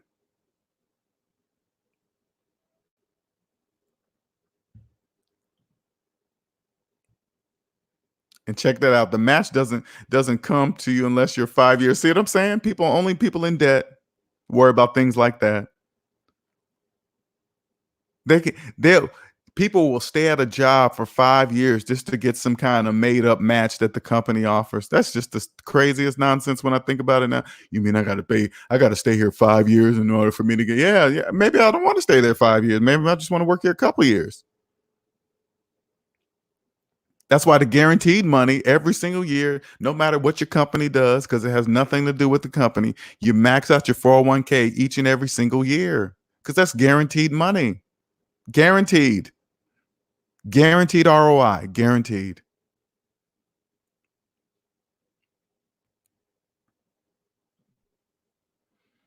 Giovanni says the quality of your life improves 1000% when you become debt free. If you ain't rich, being debt free is the next best thing. That is absolutely true.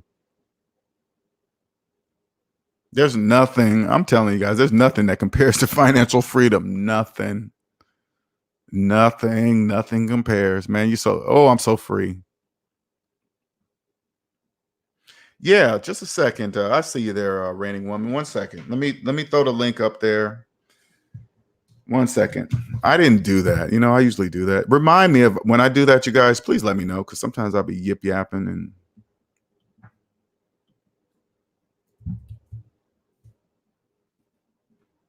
there you go. There's the link.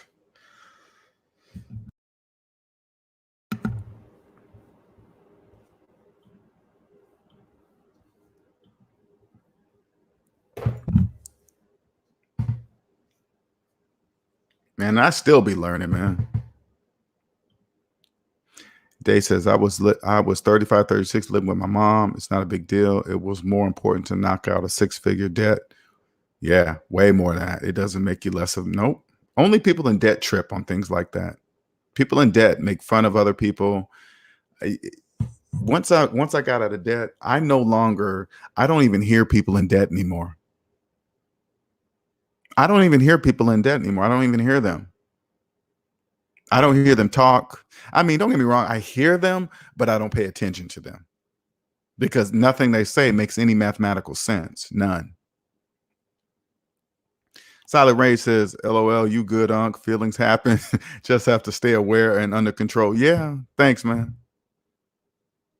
And you know what? Why I don't cuss because I want the kids to come in here, man, and hear this. This is for everybody, all ages. I want parents to bring their kids in on my channel and say, "Hey, listen to him. Listen to him. Listen to this dude. Help." I imagine helping kids not even know what it's like to be in debt. Believe debt free. Teach them to where debt free is just a normal everyday life occurrence, right? And then they look at people in debt in a weird way, say, what makes you think credit is everything? Why you believe, it'll be weird to them seeing people in debt. That's my goal. To have to have an upbringing of children that see people in debt and think it's weird to finance cars, to keep student loans for 10 and 20 years, to have more credit cards than you can believe, all maxed out, and just think, wow, that's weird. Don't you just know that doesn't make any mathematical sense and make them think like that? That's my goal. And if I get these young adults to jump on board, they're going to naturally teach their children this way. It's going to be generational. It is generational. It's generational. Man, that's gonna be so crazy just to see the kids be like they'll be interacting with their young adult friends, and their young adult friends graduate college and go out and get a house and a car, and then they grow up saying, "Well, hey, Susie, don't you got $25,000 in student loan debt? Yeah. Then why'd you get a house and finance a house and finance a car? You know that puts you deeper in debt, right?" Then you know what I'm saying? I just want them to know that that doesn't make any sense.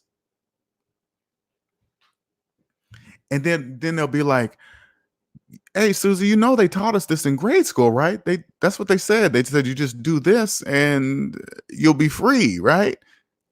Just that's how I want it to be."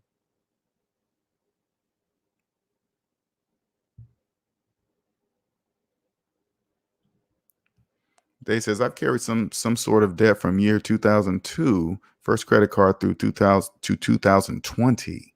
I think I'm done. Yeah.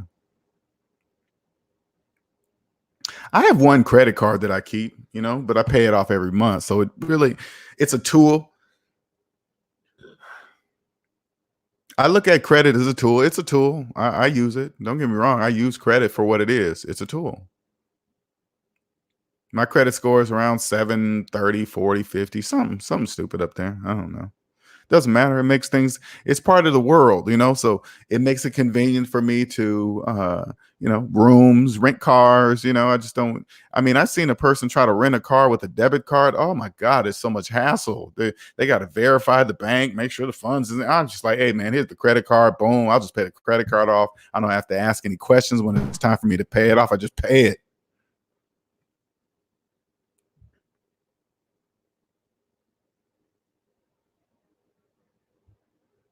Yvonne says, I have only two credit cards as a tool. I use it for the reward points. You know how much stuff I got on Amazon with reward points. Exactly. You know how to use the tool for what it is. It's just a tool. You get the points. People out of debt, they're the ones that get the reward points. Okay. People in debt think they get points. They're in debt. You guys don't get a reward of anything. You're in debt. When you're out of debt, those are the people that get the points. Those are the people that get the free things because we're not in debt. Now, explaining this concept to a person in debt, they still wouldn't understand it. What do you mean? They still get the point. I'm not explaining all that.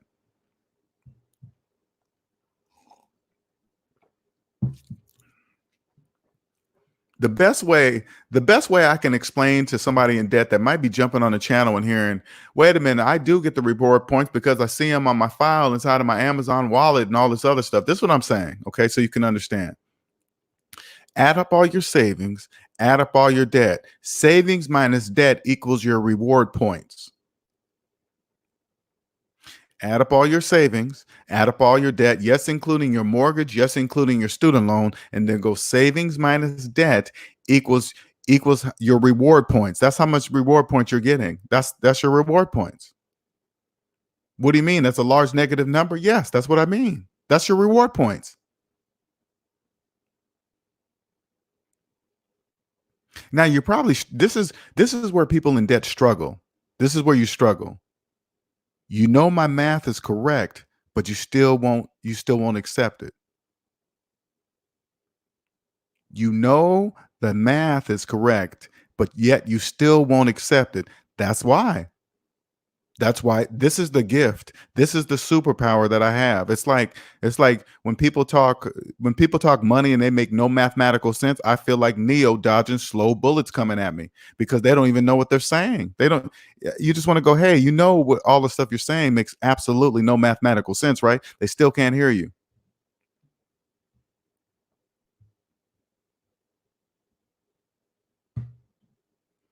Dark Man says, I'm slowly. Oh, there's Raining Woman. 1 second. Let me get you on, Raining Woman. 1 second. Good morning. I apologize for the delay. I had to rebuke Satan because my computer was like, nope, don't want to come on, don't want to reboot, don't want to, I was like, no, stop. Can you hear me? Can you hear me? Okay, it's me. All right, go ahead.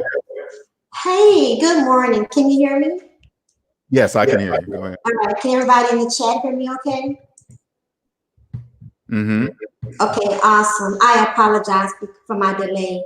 I had to rebuke Satan because the computer didn't want to act right when I asked. I'm like, no, stop. But I just wanted to come on and touch a little bit about what you were saying when talking to Dark Man Jeff and some of his comments, some of his responses. One of them about it not being very manly. Dark Man Jeff, that is a deception. If you are not able to be self-sufficient, if you're not able to be a provider for a relationship, your masculinity, your manhood is already compromised. Okay. What this is about image. What we're talking about is about image and ego, and it's all a falsehood, right? It's all a falsehood. Think of it like this, Dark Man Jeff. You will never be able to help your family be free if you yourself are not free. You've got to save yourself first. And another thing, and don't be embarrassed about it. If anyone tries to make you feel embarrassed for the methods that you are taking to free yourself and save yourself, those are just people that you do not need to associate yourself with. Because number one, people that we associate ourselves with should have our best interest at heart, as well as we have their best interest at heart, right? When people have your best interest at heart, they don't mock you for the things that are different about you that makes you better, period. Period. And another thing is, Dark Man Jeff, if you love, and this is for anyone that this applies to, if you can receive this message, I pray that these words be a blessing unto you. If you have a good and a healthy relationship with your mother, and you can be in your mother's home to help get yourself out of debt, That is something that you are blessed to do, and that is a privilege. You're not even entitled to it.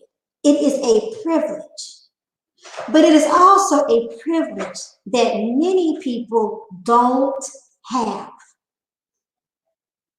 Some people could never, if they can have the toughest of time, and they could never go back home to their parents because of the relationship, because of the bridges that has been burned.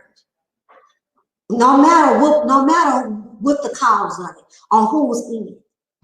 So it is a blessing for you to take advantage of that privilege.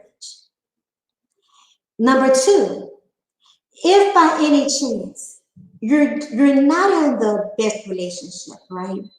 But there are some things that can be mended. Again, that is a privilege that many people will not have the opportunity to do. You want to take advantage of that as well.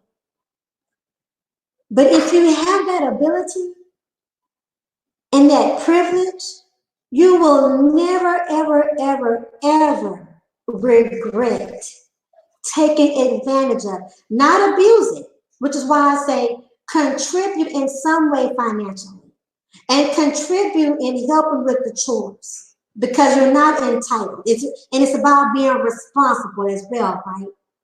But you will never regret it because in the event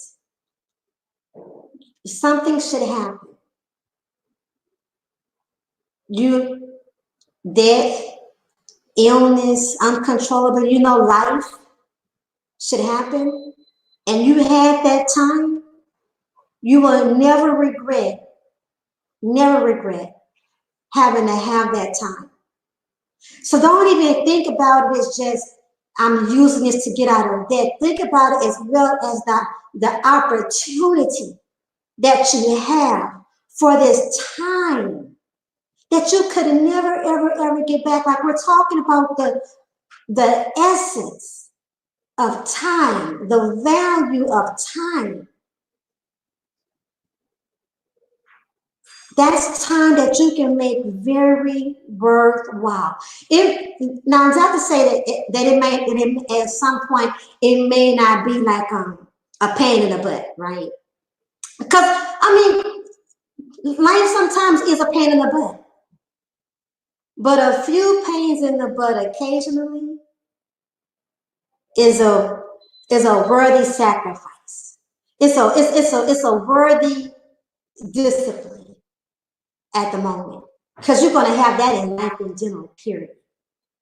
I just really, really, really, I would encourage anybody that could to do so.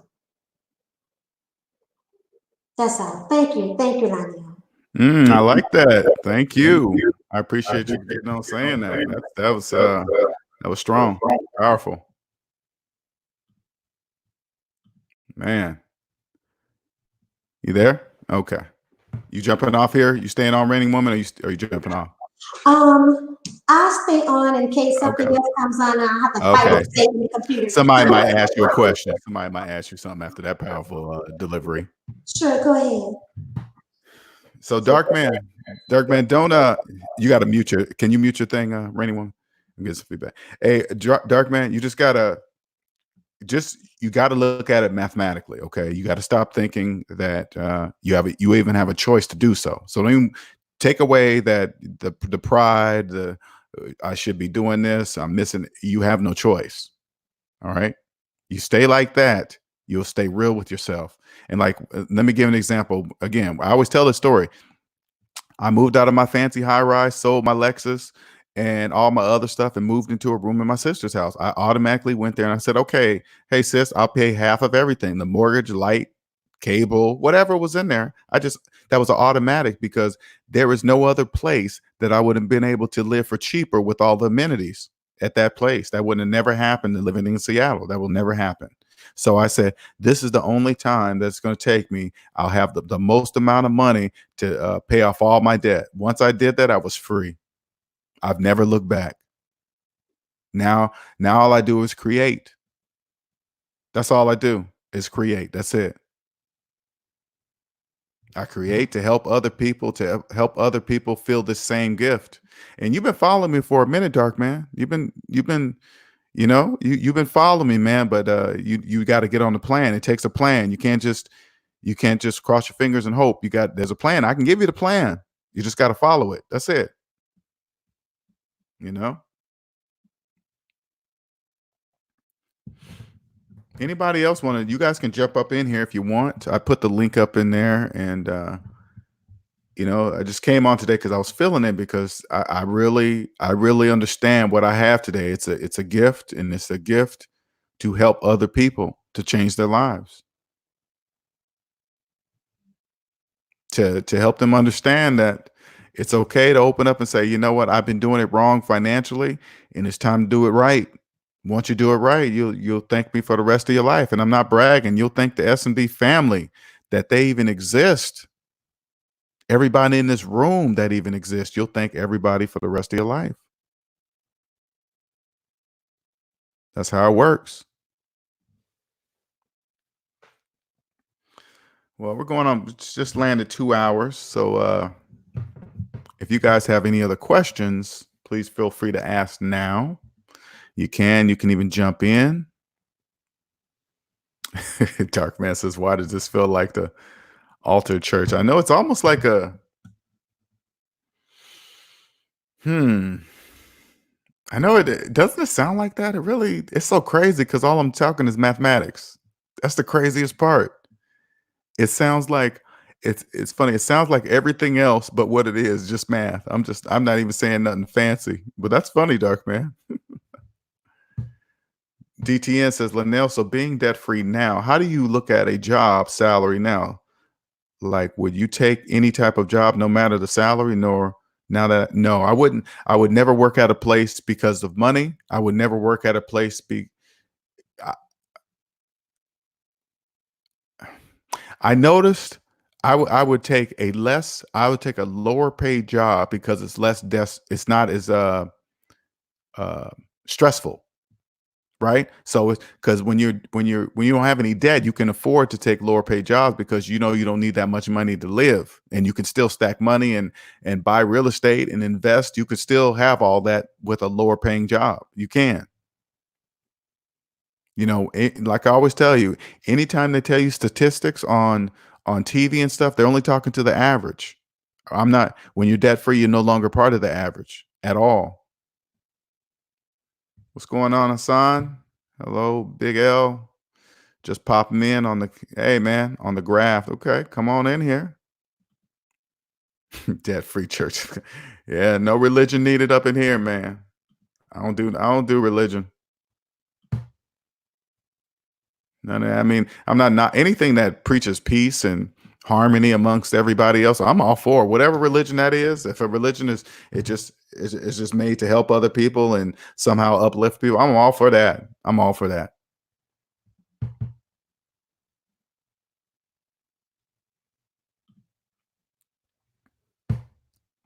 Reigning Woman says, my fellow soldiers speak very highly of my effect on them to this day. Glory to God. Yeah, cool.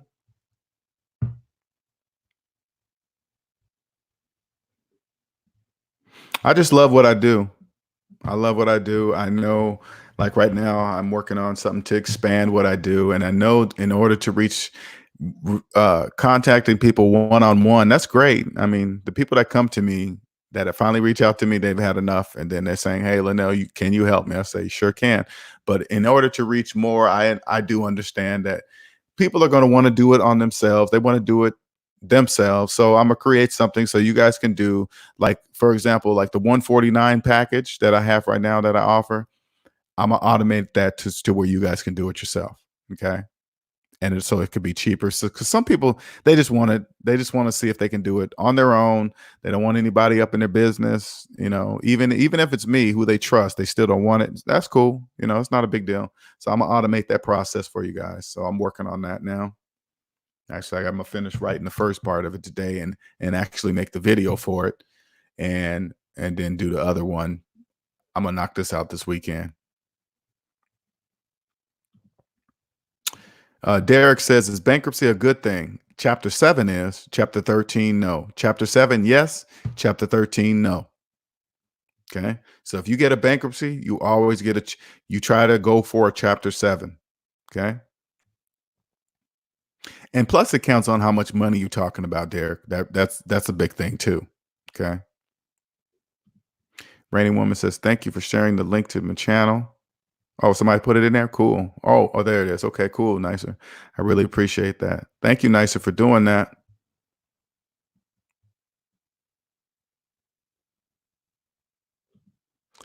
Derek says, or should say, when is bankruptcy worth it?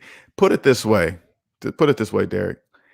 If you have an amount of debt that you don't believe that you'll be able to pay off in 10 years if you worked, chapter 7 is a good thing. Okay, I'm going to say that one more time.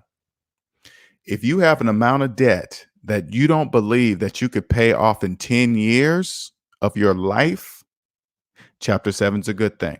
Okay.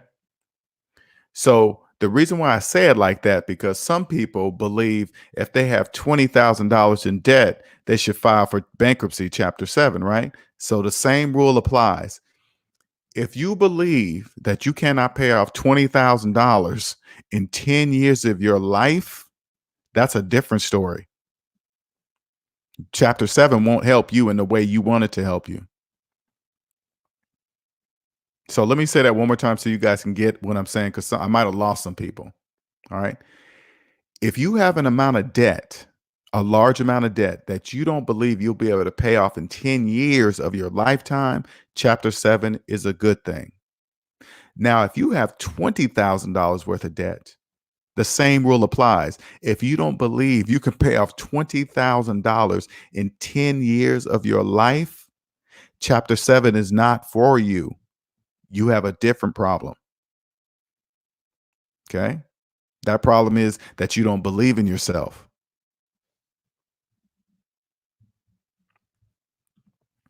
DTN says, okay, I get you, because I used to think you should get a high paying salary job to take control of your finances, but I've learned from you and a few others, it's all about managing your money. Yeah, the high paying jobs are just more stressful. I mean, people think, oh, cool, I make all this money, but they act like it's no stress in those jobs. Yes, it is. It's a lot of stress in those jobs. They ain't paying you that kind of money for nothing. They're going to squeeze every penny out of you. And that's including paying you salary, but working you 24 hours a day. When you got that phone on your, whatever job that is, if you got that phone on your hip, you getting the emails across your phone and you're answering those after hours, that means they own 24 hours of your life, and your salary ain't even close to that. Think about it. How much would somebody have to pay you to actually own 24 hours of your lifetime? How much is that worth to you? How much is that worth to you? Because that's exactly what it is. If you're scared to put that phone down because you'll miss an email or a text from your job or your boss or whatever, that means they own 24 hours of your life. And then now look at your salary that you're getting paid. If this is you, look at your salary and say, damn. Say like you're making $100,000. They're paying you $100,000 to own 24 hours of your life. That supersedes your family. That supersedes your kids. That supersedes your kids' games. That supersedes family events. That supersedes anything to do with your family. They're saying to you that whatever you're doing, if we call you, you got to leave it for us, for that salary. You see what I'm saying? There is no way. There's nothing on earth that will own me 20. Only slaves are owned 24 hours a day. Only slaves do that. Slaves do that. Slaves say it's okay. Yeah, you can own my entire life. Yeah, you can come above my kids, my wife, my family. Hey, I don't know why we're getting a divorce. Why are we getting a divorce? Because your job owns you, slave. That's why.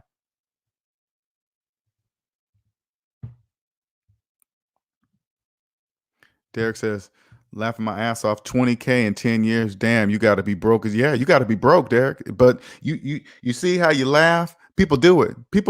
People file chapter 7 bankruptcy over $10,000. $20,000, 25,000. And the reason why I say 10 years, because bankruptcy stays on your credit report for 10 years. So I just use their measurement. I just use their measurement. And then so you can see it for yourself. People do that. That's why you got to be careful when people ask, "Hey man, is bankruptcy good?" I got to ask, "How much debt are you in?" If they say, "I don't know," I say, "No, bankruptcy is not good for you because you don't even know how much debt you're in."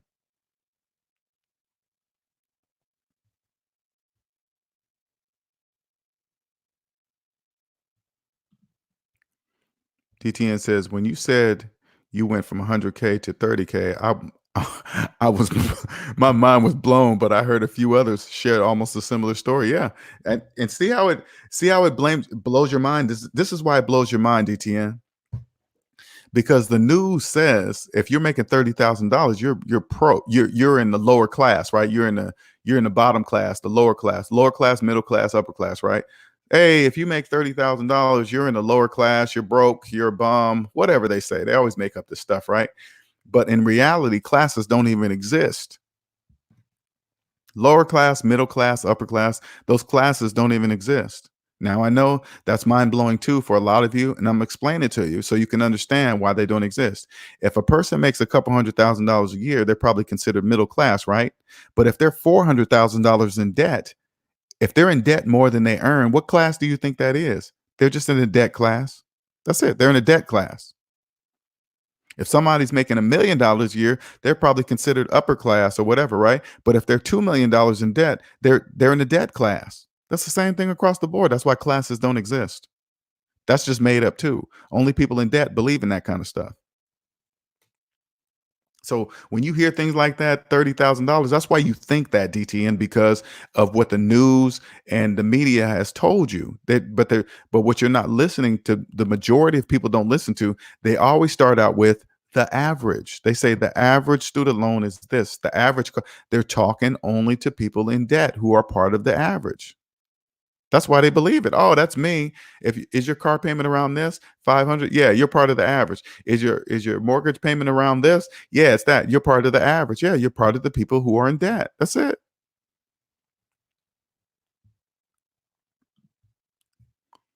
Dark Man says, looks like Linnell is living in peace with his 30K a year. And Dark Man, I want you to understand something. What I'm saying.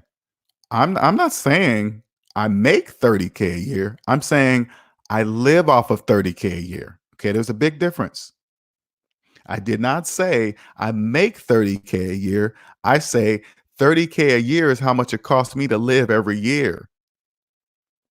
See how it's easy to mix up things like that? That's what I'm saying. Those things get easily mixed up. When you get out of debt, you don't mix up things like that. And I'm not saying this to call you out, Dark Man. I'm just pointing this out so you can see the words you speak without knowing what you're knowing. You don't know that you're saying this. Okay, that's the best way I can describe it. You don't know that you're saying that because there is no way nobody, when anybody asks me how much money I make, you know what I say? My finances are in the black. That's all. I don't need it. Nobody needs to know how much. Nobody needs to know anything. It doesn't matter. My finances are in the black. Are yours? No. Then I'm not that'll tell you right now that I make more money than you. That's the easiest way to say it. And just like you say, Dark Man, don't even look at it as I stand corrected and you change, you fix me. No, I just want you to see something. Don't worry about how I'm saying, because you got to know when you come to this room, it's nothing but love in here. I'm not trying to do this to step on you or step on your feelings or make you feel bad about something. No, I'm just talking to you mathematically. That's it. I want you to say, damn, I did say that. And I really didn't know how much money he made. So I automatically assumed that he said he made 30,000. No, Linnell said he lives off of $30,000 a year. The money being made, all I say is my finances are in the black. That's it. If anybody else is not in the black, it doesn't matter how much money I make. Just know that I'm on the other side of zero and they're not. That's all that needs to be known. That's it. Nothing else.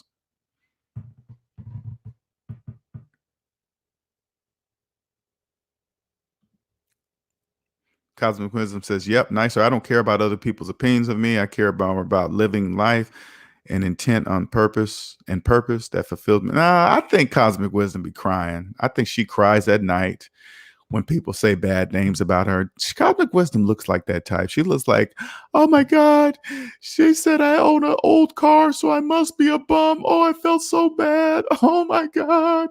They said my car is old. Not. I guarantee that's far from Cosmic Wisdom.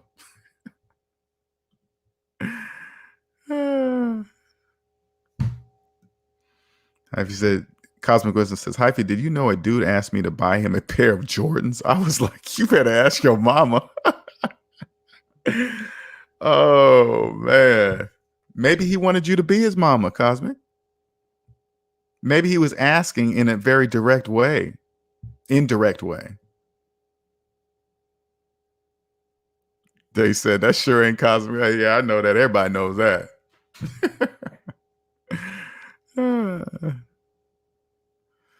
Cosmic says, LOL, Linnell, I sleep peaceful every night. I know you do. I know you do.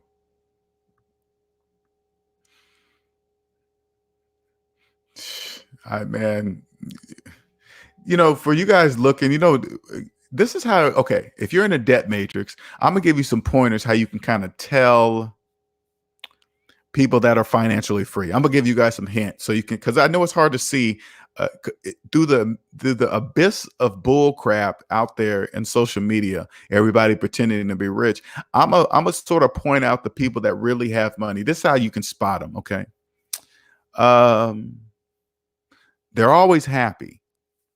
Okay, they're never talking about debt. Let's see. They have older cars and they're really clean, right? They're really clean. They look like they're older cars, but they don't look like pieces of crap. Okay, that's a hint. Let's see what else. They're never asking for overtime. Like when jobs cut off overtime at work, they're never upset about it. Like, oh my God, I can't believe they cut off overtime. Or say like you're at work and they cut hours. This person will never feel bad about it, because first of all, they're not going to be working at a place they don't want to work at. Okay, they're not even going to be there, right? But if they cut hours, they wouldn't care. They'd be like, oh, okay, whatever. While everybody's like, oh my God, what am I going to do? My whole life is going to change. This person's not really saying anything. What else are some good hints? They don't have the latest and greatest phone that comes out every single year. Okay, they're not phones, not old, but it's not the latest and greatest. What else is some good? What else? Some good hints. They actually will help you at work. So say like you come up to them and say, "Hey man, I'm having trouble with this. Can you help me with this?" They're really nice about helping you. Okay. Say like you're in a circle of coworkers and they start talking about debt, right? This person will casually walk off slowly from the conversation. They're like, oh, I got to go fix a sandwich in the lunchroom. Or you'll see them leave every time people start gathering around. Like, for example, say like you're at work and somebody start talking about hoping the next president is going to wipe out student loan debt. And then everybody in the room will start jumping on the bandwagon. This person will get up and pretend like they have a phone call or something. And then they'll never come back in the room. Pay attention to that person.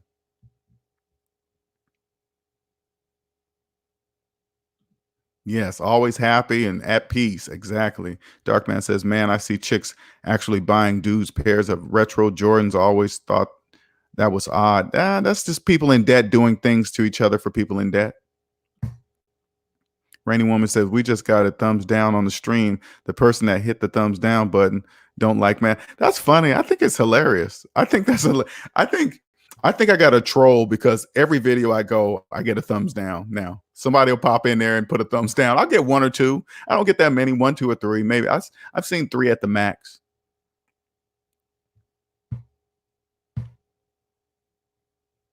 Oh, yeah. That's a good one, Day. Day says they might forget it's payday. That's right. I forgot about that. But I remember, Day, that happened to me for the first time when I got debt free. I remember I was at work and I was in my cubicle. And then I couldn't remember if we got paid last week or this week. I totally forgot. Now, that was the first time that it ever happened to me, right? So I popped my head up and I asked, I said, hey, man, do you guys did we get paid last week or this week? You should have saw how many heads popped up out of cubicles like they were like Groundhog Day, right? You should have heard all the things. Oh man, we know who make the big bucks. We know who's rich and this and that. I was like, no, it ain't none of that. I just don't have any debt. But they never understood what I was saying. So pay attention to that. Pay attention to that. Thank you for reminding me of that. Question for Reigning Woman. How did you come across LJ's channel? Okay. At Cosmic, it's around the time that the thumbs down was hit. Yeah, they aren't information hogs. Dave says, I slowly walk away as soon as they start gossiping and or get really quiet. Me too. I just vanish. DTN says, hey, Linnell, I have seen so many new car tags. It ain't even funny. Very young single mothers. Man, I be feeling bad for them financing a $20,000 Honda on entry retail job. You know what's so funny? The reason why you're seeing them crazy right now because it's tax time. Haven't you noticed the influctuation of income tax related commercials? Because they know how people in debt, they believe that the government's giving them something. So the people on Facebook that brag about their income tax return or what they're going to buy, they're telling them multiple things that they don't know they're saying. They're saying, first of all, they believe it's free money. They think the government's actually giving them something. Number two, it's more money that they've ever seen at one time. This is their first time seeing it through the whole year. They never see that amount of money. That's why they're so excited about it. And then all of a sudden, like H&R Block, they say, hey, we'll get you your money early. So what they're doing is taking advantage of them. They're giving them loans at a fee to get their money early. So when they get their money, their check just comes straight to them. And then that company gets the profit because they can wait. They could, hey, man, if you can get $50 a person, $100 a person to give them a loan so they can get their check early, that's just like cash money in the bank. That's printing money. People in debt, they don't care. If they get a couple $1,000 and all they have to lose is like a couple hundred to get their money early, they're going to do it to get $1,800. That's just how people in debt think. And so you get $200 a pop per person, man. That's a lot of money. That's a lot of money. And all you got to do is wait a few months. Your money turns over when the checks start coming in. They get to do your taxes, so they know exactly how much money you're going to get. So they know you're going to get it because they're going to make sure they do those taxes right, because they don't want to because they're going to lose money if they do your taxes wrong. The IRS will just snatch the money back, and then they'll just be lost out on some money. They're not going to do that. So they're going to make sure those taxes are done right. Make sure you get some money, and then they're going to, hey, here's your loan early. When your check comes, it's going to come straight to us. This goes to you. Boom, done. That's guaranteed cash. Can you imagine a return? That's got to be like some crazy ass money. Crazy. Derek says, I need to find a fat chick for tax season. No offense, anyone. This funny stuff. You know, and look at it this way. That people be joking about that, man. But when you get out of debt, man, you understand it's all about attracting money. Right? You don't chase money, you attract it, right? And so if you do things like scamming and taking advantage of people that don't know about money, you're pushing money away from you. You're not attracting it to you, because scamming people in any form or fashion, not saying that you are, Derek, I'm just using this particular thing as an example. When you do stuff like that, you're pushing money away from you. You can't scam a person, then expect money to be attracted to you. That's not how it works. It doesn't work like that. Because money, you got to think about it this way. Money is not even real. It doesn't even exist, right? And if you're doing that for something that doesn't exist, you're just untrustworthy. And karma is not karma, but the laws of attraction are not going to bring you money for doing stuff like that. It just doesn't work like that. Because if you scam somebody, in your mind, you know you scammed somebody, so you took something from somebody. So you think money is going to be attracted to you if you take from others. That's not even close how it works.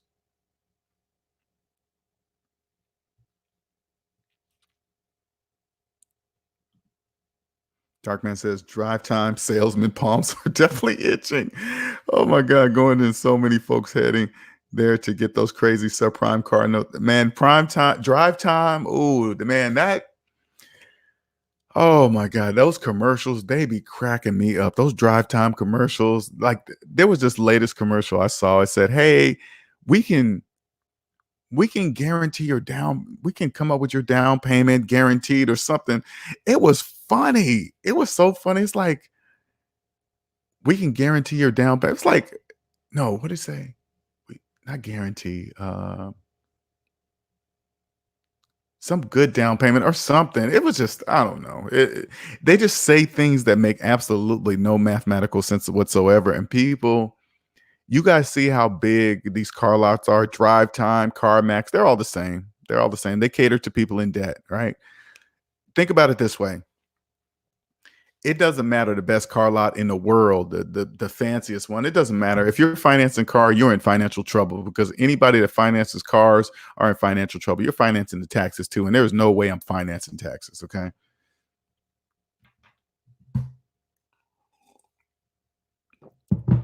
But then you see Drive Time and CarMax, their car lots look like football fields. I mean, they got football fields of cars, man. And I took the time to go ahead and drive. I because you can't just walk up on a CarMax car lot and just walk around and look at cars. You can't just do that. They don't allow you to do that, right?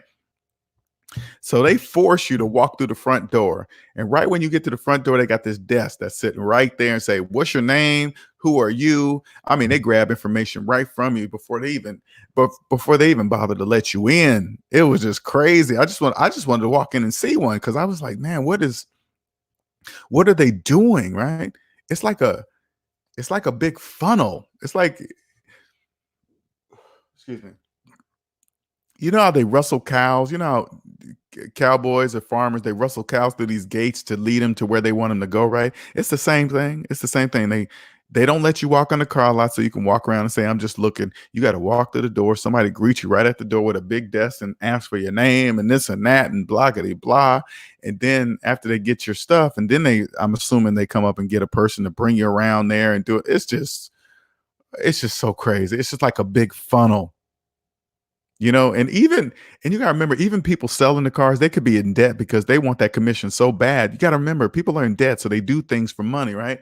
So if you got a car salesman that's deep in debt, he needs that sale. That means he needs that money. So he's going to do whatever it takes to get you to buy that car so he can get that commission of that sale. That's how it works, right? So people in debt selling other people in debt, it's just a big windmill of just people in debt just doing things over and over and the same thing. Then they take you out in that car lot because they already know how much you can really afford. So while you're looking, they probably this is what I'm assuming. They're probably just running these numbers through about 15 million banks just to see who's going to approve you. And then by the time you're done, and then they just sit you down there for 8 hours. Oh my God, it's just a whole process. And they do that to people in debt. Oh, I feel so sorry for people in debt. They would just be doing you so dirty. So dirty. They says, "I heard you can't haggle the price at CarMax even if paying cash. Is that true?" I would never go on a car. I would never go on a car lot to buy a car.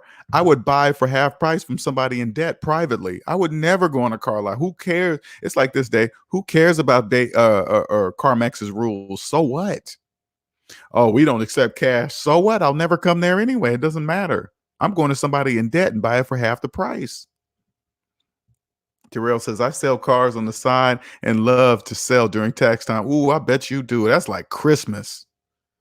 Terrell, I bet it's like Christmas time when tax comes around, because people are just, this is more money that they've ever seen all year, and then they'll just get into anything. Terrell says, "I guarantee you that broke people are buying those cars." You better believe it. Only people in debt. Only people in debt. One second here. Only people in debt finance cars. Sad to say, it's unfortunate. That's how it works. They don't know it. They believe it's normal, because all you got to do is get on Facebook right now and look and see how many people are telling you what they're going to buy with their income tax money. They're telling you that they're broke. They're telling you that's why they're so happy about this money, because they think they're getting something for free. All they doing, it's just their money. They just gave too much of it to the government, and they're just giving it back to them in the end. That's it. They're not doing anything special for anybody. But businesses, they be taking full advantage of them. Ooh, I feel so sad for them. I feel bad for them. I do. They be saying it out loud on Facebook. Crazy, man. Crazy. Dave says, when the economy crashes, there will be lots of desperate people trying to get rid of their vehicles and their houses and their land and their cars and their furniture and their microwaves and their washer and dryers that they finance. They'll be trying to get rid of all that. And guess what? Who comes in for the swoop? People with money, and get everything. When a crash happens, you're going to be able to get 3 houses for the price of 1. You're going to get a bunch of tax lien houses. It's like Christmas time. You just clean house, clean up. And when the crash, because you got to remember, when the crash happens, not only will you get the houses for the prices of 1, the neighborhood goes down because everybody abandoned the house. That means the taxes in the neighborhood also go down. It's like Christmas time.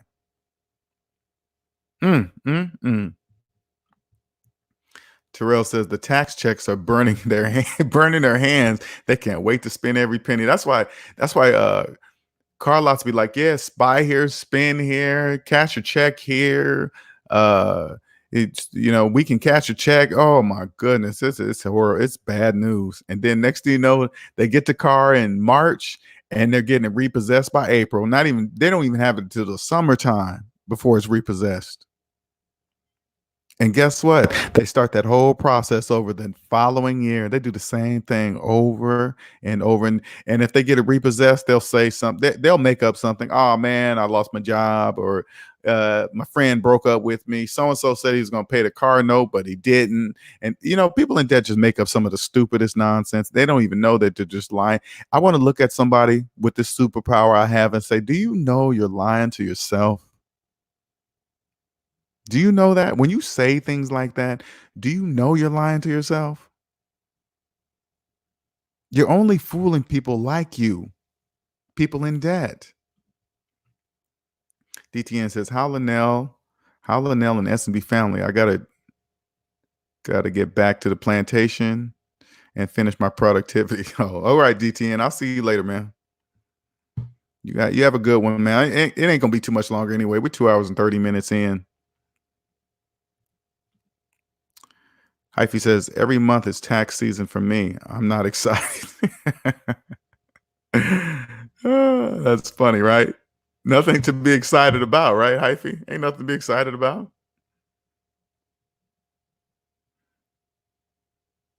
Man, I love Hyphy's story, man. Just to come up and bounce back and do everything legitimately, allegedly, non-allegedly, sort of allegedly. Amazing story, man. Amazing. One day I'll get deeper into my own personal story. One day. Haven't built up the courage quite yet, but I will. And no, I don't have any criminal record or nothing like that. No, nothing like that. Everything I speak is the truth.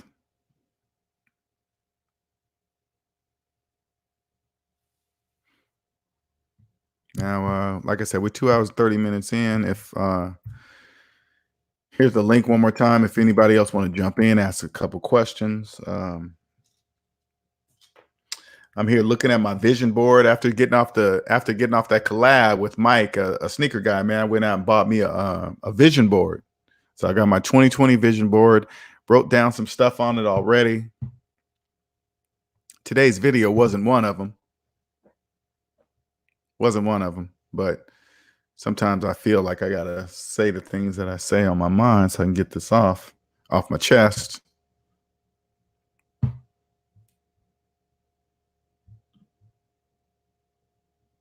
Jay says, you and me both, Linnell. I gotta remember what I was saying. I was talking so much. Sorry, Day. Dark Man says, I don't know the last time I've had significant tax return, maybe never, and don't mind either. It means that I don't overpay. Yeah, you don't overpay. That's definitely true. You don't want a big tax return. You never want a big tax return. You want your money during the year. Yeah, he stuck his head in here. There's always layers, but when you look back and reflect, yeah. Mike was in here. Yeah, he was in here earlier. Stuck his head in here for a second, and that's cool. I appreciate he take the time to do that. He's busy.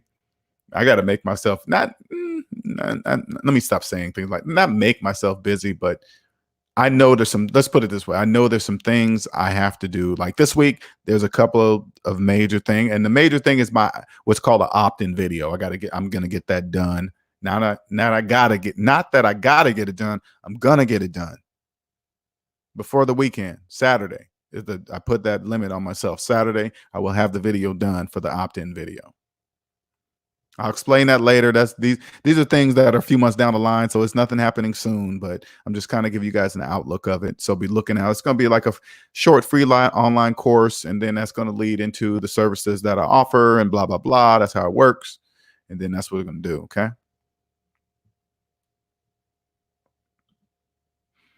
You mentioned telling more of your story. Yeah, I did. I will. And when I say my story, just how, life growing up, how I got what I sacrificed to get here to talk to you guys.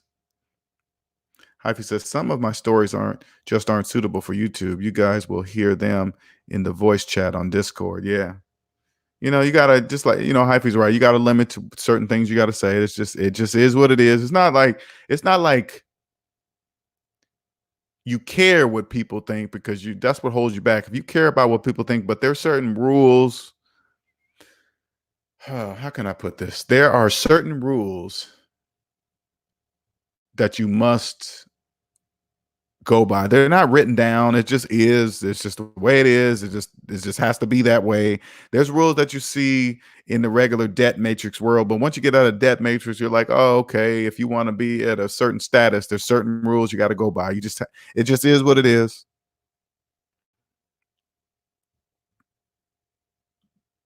Cosmic says, at the moment, I'm leaving the office, going to the gym, then long lunch. You guys enjoy your day. See you later, Cosmic. And stop crying about what people say about your car and stuff like that, all right? You're going to get through this. Keep your head up, girl. Keep your head up, woman. All right? Don't care about what they say. Don't let them talk about your car, that it's old. You must be broke. You must have bad credit because that's why your car is old. Don't just keep your head up, all right, Cosmic? Don't let them bring you down, all right? Gotta keep your head up.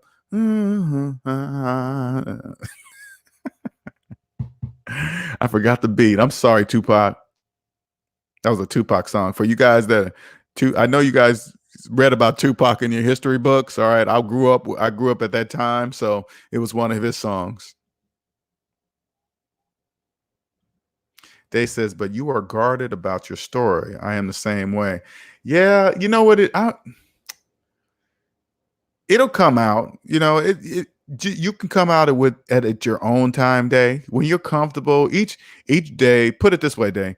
Each time I do these talks, it becomes easier and easier. Right? For example, one day I'm going to get on the Joe Rogan show. Now, the reason why I idolize Joe Rogan, because he has the type of show. If you guys don't know who he is, check out his channel, Joe Rogan, JoeRogan, I think. Rogan. Yeah, Joe Rogan. He's the type of dude. And don't think about who he is or his money and all that stuff. I want you to see his freedom. Look at his freedom in his podcast. He can say and do anything he wishes. I mean, it doesn't matter. At that point, he could say anything about what he's done in his life and his past and whatever. He can just say it. You know what I'm saying? He can just say it. And that's the kind of freedom, man. One day I want to get on his show. Well, I'm gonna get on his show, and when he hears me speak, he's gonna know that I know. Because when I listen to Joe Rogan, I know he knows. He invites people on his show that also know. There's a knowing, and I don't know what you call it. I call it awareness. Okay, I call it awareness. You can see when someone has awareness. You can see it in their eyes. You can hear the way they speak. It's called awareness. Okay, it's part of the universe. I don't really go into the deep in that. I use best version motivations channel to because he takes it all the way there. He's not afraid to take it all the way there. Okay, that's why I like going to his channel, best version motivation. best version motivation. Okay. He takes it all the way there. All right. That's why I listen to him. But he's just man, I'm man, when he finds me, I'm telling you guys right now, when he finds me, I'm gonna be on his show. You watch. All right, Cosmic, you just get through it, okay? You call me. If it becomes too much, you start crying too much, you call me. Dave says, "Yep, you'll be all right, Cosmic. Have a blessed day." Dark Man says, we aren't that young. We know Tupac." All right, Dark Man, cool. I don't know, man. I know you guys. It's funny to see. Think of, like this, Dark Man. It's really weird to see when I see Tupac's pictures. Because of course it's going to be the pictures of him when he died. He died early 30s, 27, 28, or somewhere around there, right? When I see his picture now, it makes me, because him and I are around the same age. When I look at his picture now, it's like, man, we were so young. When I look at Tupac's picture right now, he just looks like a young kid to me. But when you're living during that time, you don't look at it that way. You just think, hey, everybody's our age and we do young stuff like this because we're just young. But you don't realize that's just a temporary moment, right? So when I look at people, when I see, the younger generation posting Tupac pictures and quotes, I'd be like, damn, we were so young. When I look at Tupac's picture, he looked like a kid. That's what we were. We were kids, man. Oops, sorry, you guys.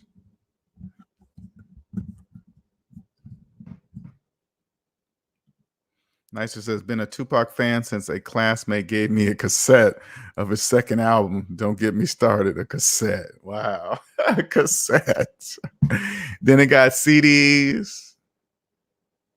Tupac was killing the game, man. When I look at him now, he was an aware person right away. That's why when he spoke, it's like when I remember before I became aware, right? Before I became aware, I used to watch Tupac, right? And Tupac used to spit a lot of stuff, right? I used to just stare at him. But regardless if I agreed with what he said or not, that really doesn't matter. I could see when he said it, he believed it. You could see it in his eyes. Whatever he was saying, he believed it. So even though I didn't understand what he was saying, didn't mean it wasn't true what he was saying. That doesn't mean, it just meant I didn't understand what he was saying when he said it. So like right now when I talk about debt and I tell people, you're not when I speak about it, right? People can hear my voice and know that even though they might not agree with what I'm saying, they can hear it in my voice that whatever he's saying, Linnell believes it. He believes what he's saying. When he says, hey, he's here to create the next generation of millionaires. He's here to do that. I can hear it in his voice.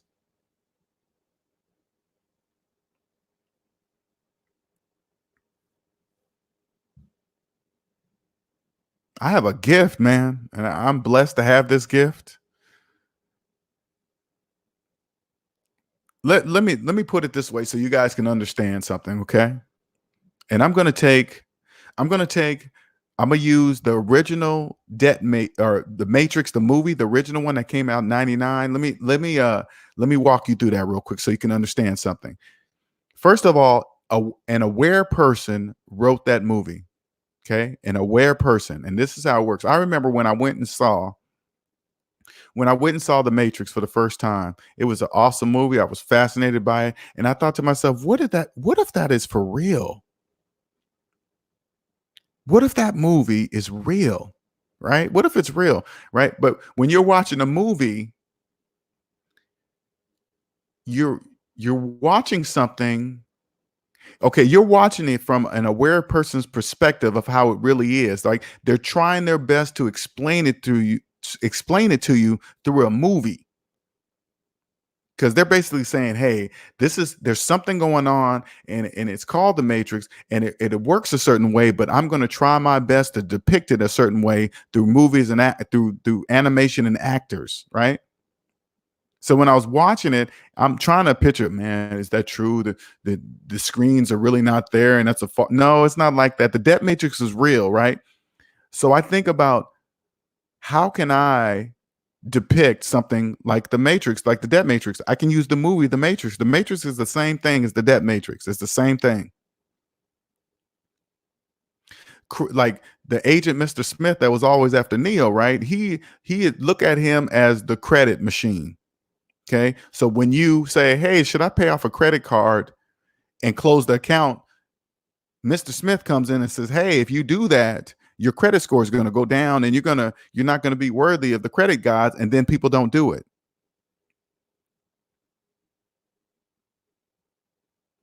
People start to wonder, man, should I pay off my student loan? Or, it doesn't seem right to keep student loans for 20 years after you're going for 4. And then people question themselves. And then Mr. Smith comes in and says, hey, but it's a low interest rate and it's lower than any other rate that banks can offer and all this other stuff. And then they just put it in people's head, and people don't know that's Mr. Smith telling them to block them from seeing what is. Get out of debt and you'll see everything. But Mr. Smith blocks them. That's how the Matrix is. And look at me as Neo showing you the way. Because that movie's real. That's how, but you can't, that's the best way I could show you guys through a movie, the original Matrix movie. So instead of calling it the Matrix, call it the debt matrix.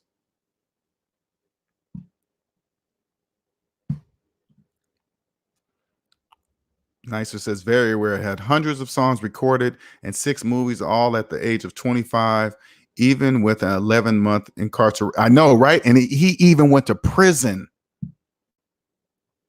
locked away where he couldn't do nothing, and that didn't even stop him. That's passion, you guys. That's passion. Nothing's going to stop me.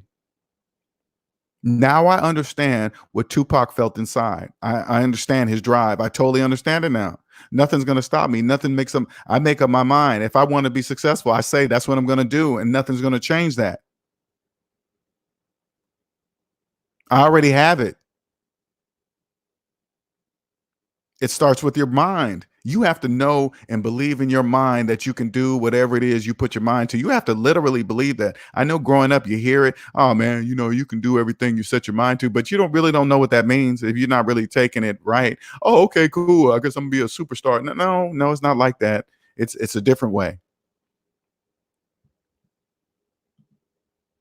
Day says those loans hang around so long and they are only adding to the stress and loss of peace. Yeah, if had I known, Day, that debt was stealing my peace, man, I would have cut that off oh my God, I would have cut that off a long time ago. Well, you guys, we're gonna get out of here, man. We're gonna get out of here. We're going on 2 hours, 47 minutes. I appreciate you guys all jumping on. I'm hungry. Got to work on my opt-in video. Got to get that going. I already got it wrote out. I know exactly what I'm gonna do because I've already been doing it. I've been avoiding this video. I don't know why. It's so crazy. I don't know. When you become an entrepreneur, I don't know. Sometimes things like you get nervous of the wrong things. I don't know. I can't explain it. But anyway, I already know. I've been doing what I've already been doing, helping people doing the video I'm about to make. It's already done. I just got to put it out on video. It's just I guess it's one of those next level things. You just kind of get nervous because once you go this route, it's the next level. That is the next level. So that's what I'm going to do. And I'm going to do it by Saturday. So you guys have a wonderful day. I'm out. Thank you, Day. Thank you, Nicer. Yes, everyone. Of course. Thank you for participating. Hyphy, as always. Hyphy, are you here or are you allegedly here? Are you allegedly here or are you really here, Hyphy? Dark Man, Cosmic. Hope you learned a lot, Dark Man. I want you to succeed, man. I want you to become a multimillionaire. Sneaker Life, if you're still in here, thank you for joining. Derek. Everybody I can see almost. Have a wonderful, wonderful day. Until next time, it'll be either Saturday, most definitely, but I'm trying to determine. Today's Thursday, so I'll probably come on Friday. You guys, if you want a specific topic, email me. If you want something, Friday is kind of like an open mic night. So here's my email. If you guys want me to talk about something specifically tomorrow, email me some ideas and then we can just do that. Cause I want to switch up. I want to make this more for you guys. If there's something else you want to see from me, I need your help. Okay. I need you guys' help. Say, hey, Linnell, I want to see this. I want you to do that. Can you just more explain this and more explain this in detail? Anything, because I want this channel is more about the SMD family. Other people can answer those questions in this room too. Don't forget to get on the Discord server. Did I put the Discord server finally? Did I finally make that a banner? Oh, crap. I still didn't make that a banner. I thought I made that a banner.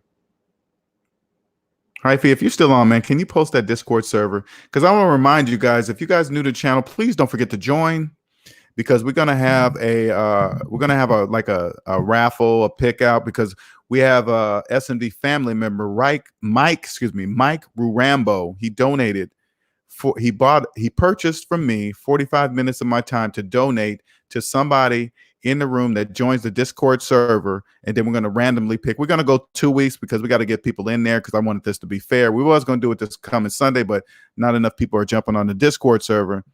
So if you guys can jump in there, start joining. We're going to do a raffle off, and then we're going to donate this 45 minutes of my time to where you and I get on the phone and we just discuss everything under the sun that you have of your personal finances. And I just tell you what you need to do. Okay. You can be safe talking to me. Yeah. Hyphy says we need more participation. It helps a lot. Again, can you throw that in there, Hyphy? Throw that Discord server in there, because I always keep forgetting to do that. Or did you give it to me in oh no, that's old. Thank you, Gabriel.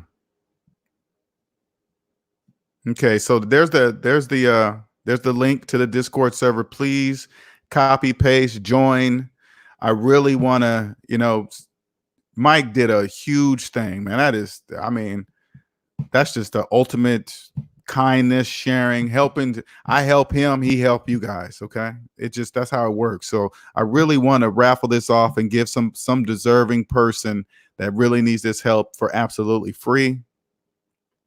45 minutes, 45, the best 45 minutes that'll change your life forever. I promise you. It'll open your eyes to, I'll open your eyes to many things. Okay. And like I said, there's endless help in here.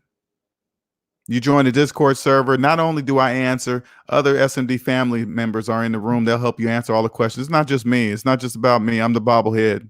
Okay. That's it. Many different questions you can ask about many different things up in there. There's people up in there the knowledgeable people that understand how it works. Okay.